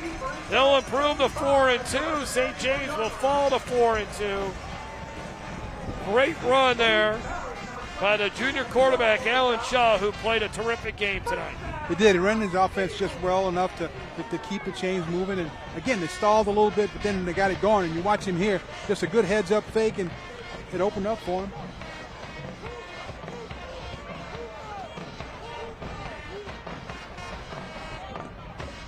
You know, I like when we talked to the coaches, Jeff, earlier this week, and remember, Hank Tierney told us, let's just always get the ball in your hands of your best player, and this kid's our best player. That's why we got him there.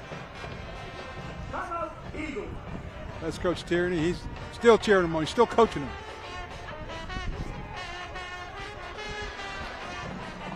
Eight rushes for 90 yards tonight and a touchdown for Shaw. Hank Tierney talked about the resurgence of this school here, not only the football program but the team, and we talked with Father Steve Ryan at halftime about how he's been able to get a lot of players to come here. He says the freshman class, he thinks the freshman class here at Shaw is maybe one of the best they've had in 30 years, but he talked about all of those fathers now that he coached, that have their sons going through high school. Well, they want their sons to play for Hank Tierney, so they're coming to Shaw now. Before, they may have gone somewhere else. But it's been a great story. It's been a great turnaround. Look out. Zenon gets in. Well, we don't need to see any of this. Yeah, this kid, they're going to break him up right here. I see the coaches from St. James are going to come out and get his players out of there. That's a good job of getting it under control. Yeah. An emotional game. Tough loss here tonight for St. James. Lavonte Davis wants a timeout. Yeah, he'll lose it. That's his last timeout. He's going to call his defense over and probably settle them down a little bit. Let's get you our J&J exterminating play of the game here tonight. And the defense played really well in that first half. The big sack by Jaden Weber, who was all over the field, in particular in the first half. He gets the sack, and that's our JJ exterminating play of the game, as that defensive line was outstanding in the first half. JJ exterminating, Louisiana's largest independently owned pest control company, shielding Louisiana homes for over 65 years. Jaden Weber did a good job, and this whole defensive front did for Shaw, playing well. And the thing about him is that he'll be back again next year. Yes, he will. And they'll really rely on him this year. The rest of the next stretch run, he's going to have to play big. Now the scoreboard has gone blank on us here. So I'm not. Really, all you got to do is knee on it one or two more times. We all know what the score is. Such a clean first half with just 2 penalties, but seen a lot of penalties and still need a few more seconds to tick off the clock here. Yeah, I think you may have to snap it a couple of times. So they try to repower the clock, and it's back up. 47 seconds. There we go. What a game, though. I think it kind of lulled us everybody to sleep for a minute there, and then all of a sudden the offense for both teams showed up. Well, they would love, if you're St. James, you would love to have that first half back. Yeah. And granted, Shaw was clicking on all cylinders there. 3 consecutive touchdown drives. But St. James, it took them a while to finally get in sync here tonight. They got to get healthy, and they will eventually here. But they have McDonough 35 next week, then Donaldsonville, Patterson, and Berwick to finish out the regular season, and then they'll try to get to the state championship game for a 3rd consecutive season. For Shaw, they will go up to Livingston Parish to take on Walker, and then they'll jump into district play and play Kennard Discovery Health Sciences, Bell Chase, and they'll finish off the season by hosting St. Charles Catholic. They were concerned about all that team speed that St. James has and the ability to get the ball to the skill position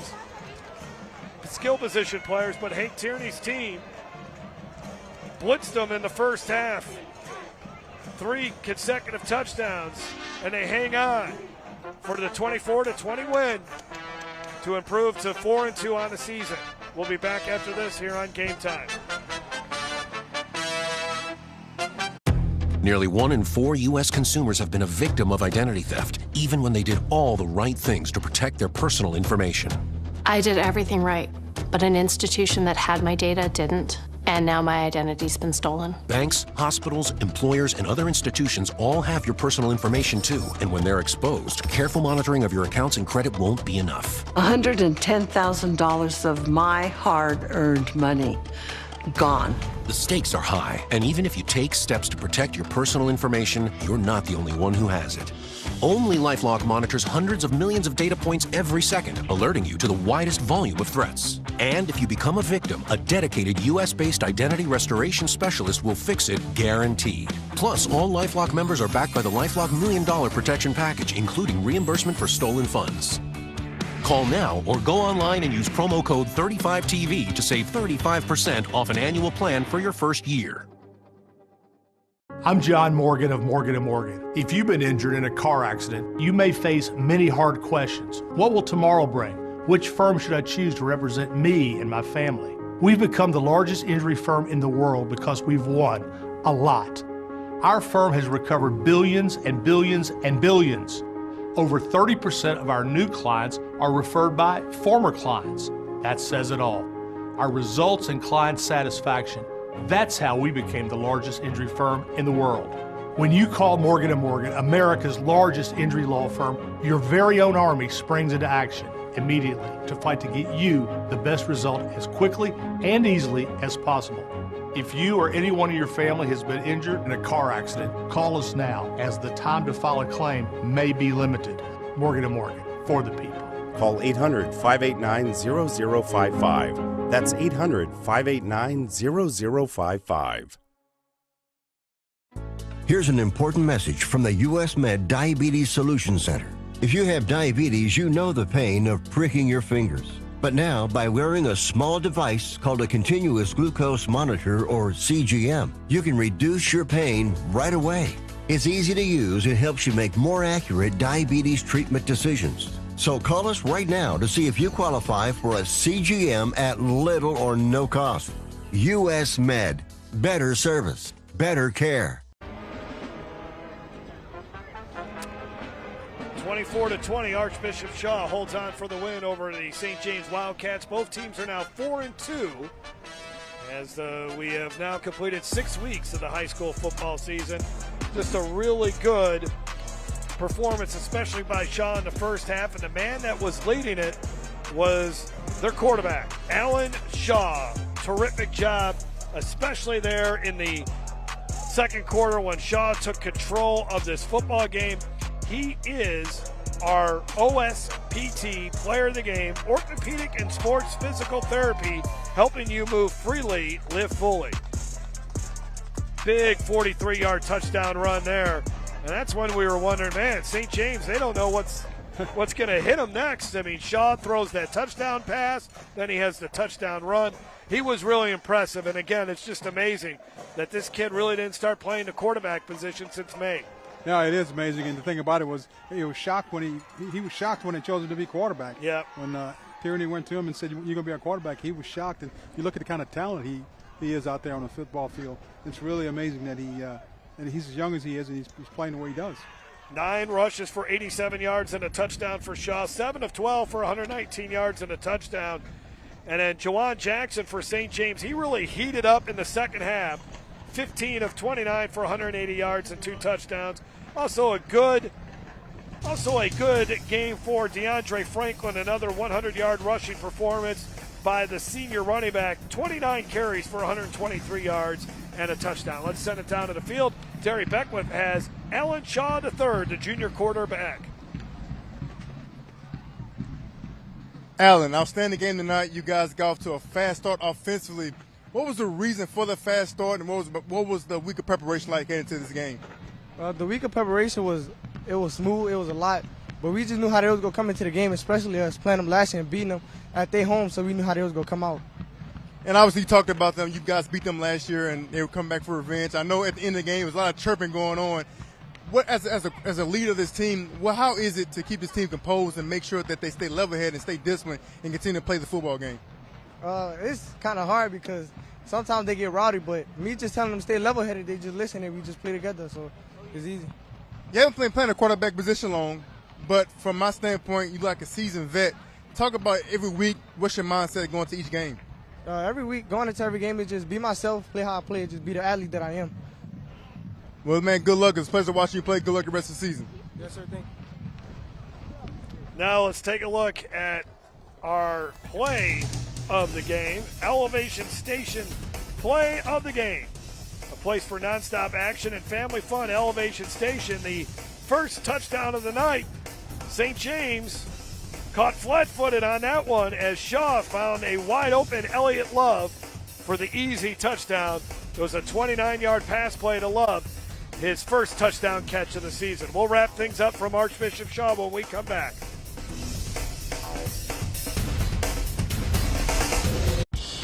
Most men over 40 look into the mirror and see this, when they could be seeing this. Most men over 40 look into the mirror and see this, when they could be seeing this. Most men over 40 look into the mirror and see this, when they could be using this. Particle 6-in-1 Face Cream for Men, the first of its kind anti-aging cream designed specifically for men. Fights eye bags, dark spots, and wrinkles. Visit ParticleMen.com and use the promo code on your screen to receive 25% off your entire order. Plus, we've got free shipping and a 30-day money-back guarantee.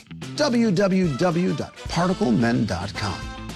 Because seeing is believing.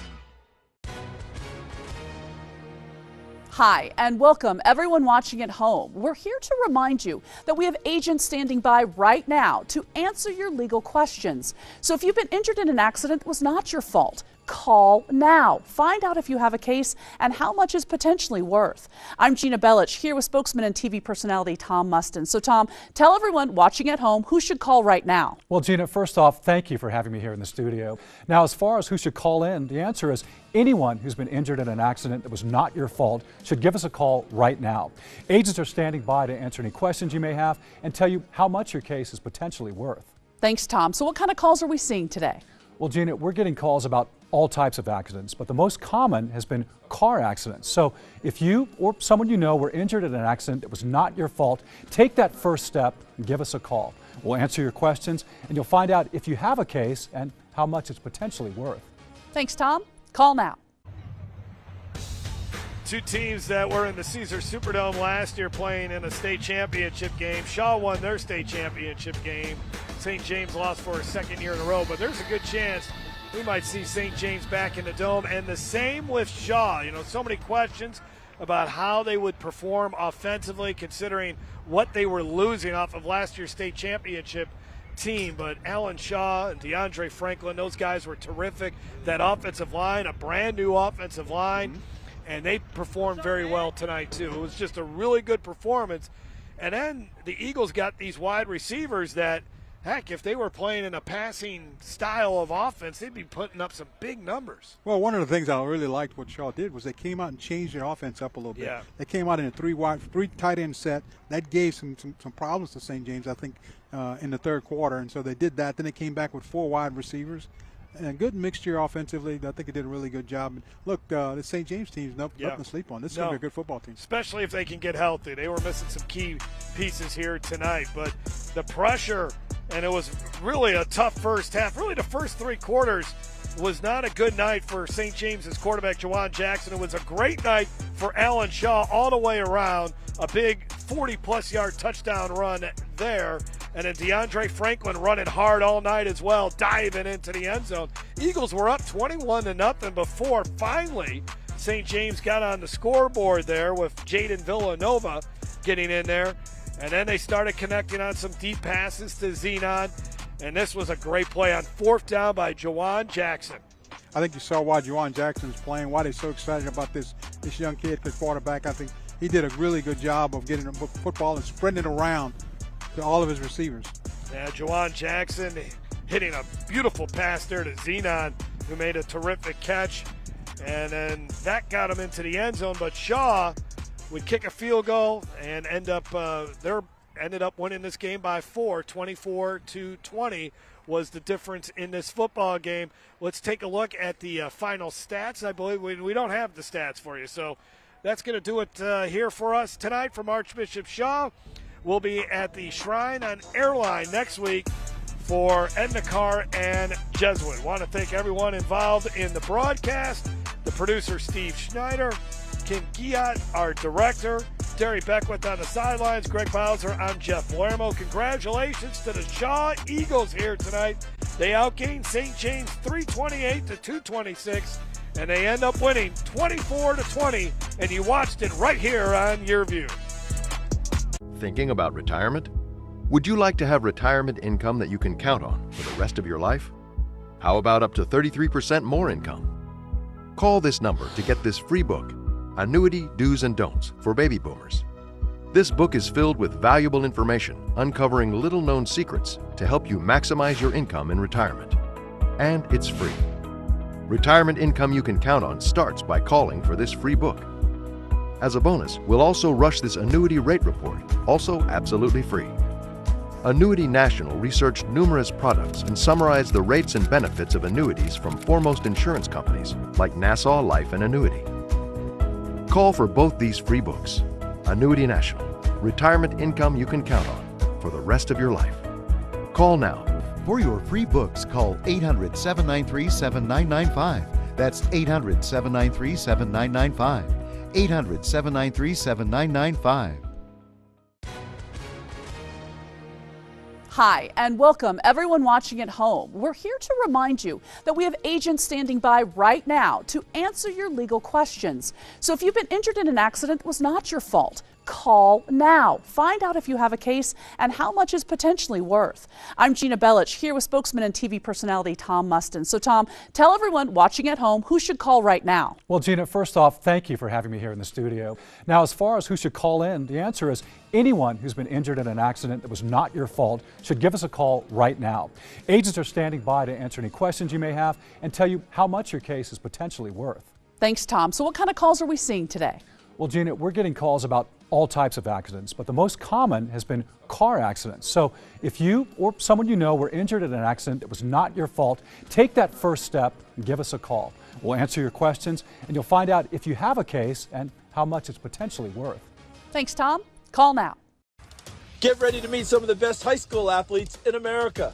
We'll meet football prospects on both sides of the ball. On defense, we have a 5-star defensive end in Charlotte and an elite cornerback in Baltimore. Then on offense, we'll also introduce you to top quarterbacks in Texas and California. Plus, we'll tell you about a rising name in the world of swimming.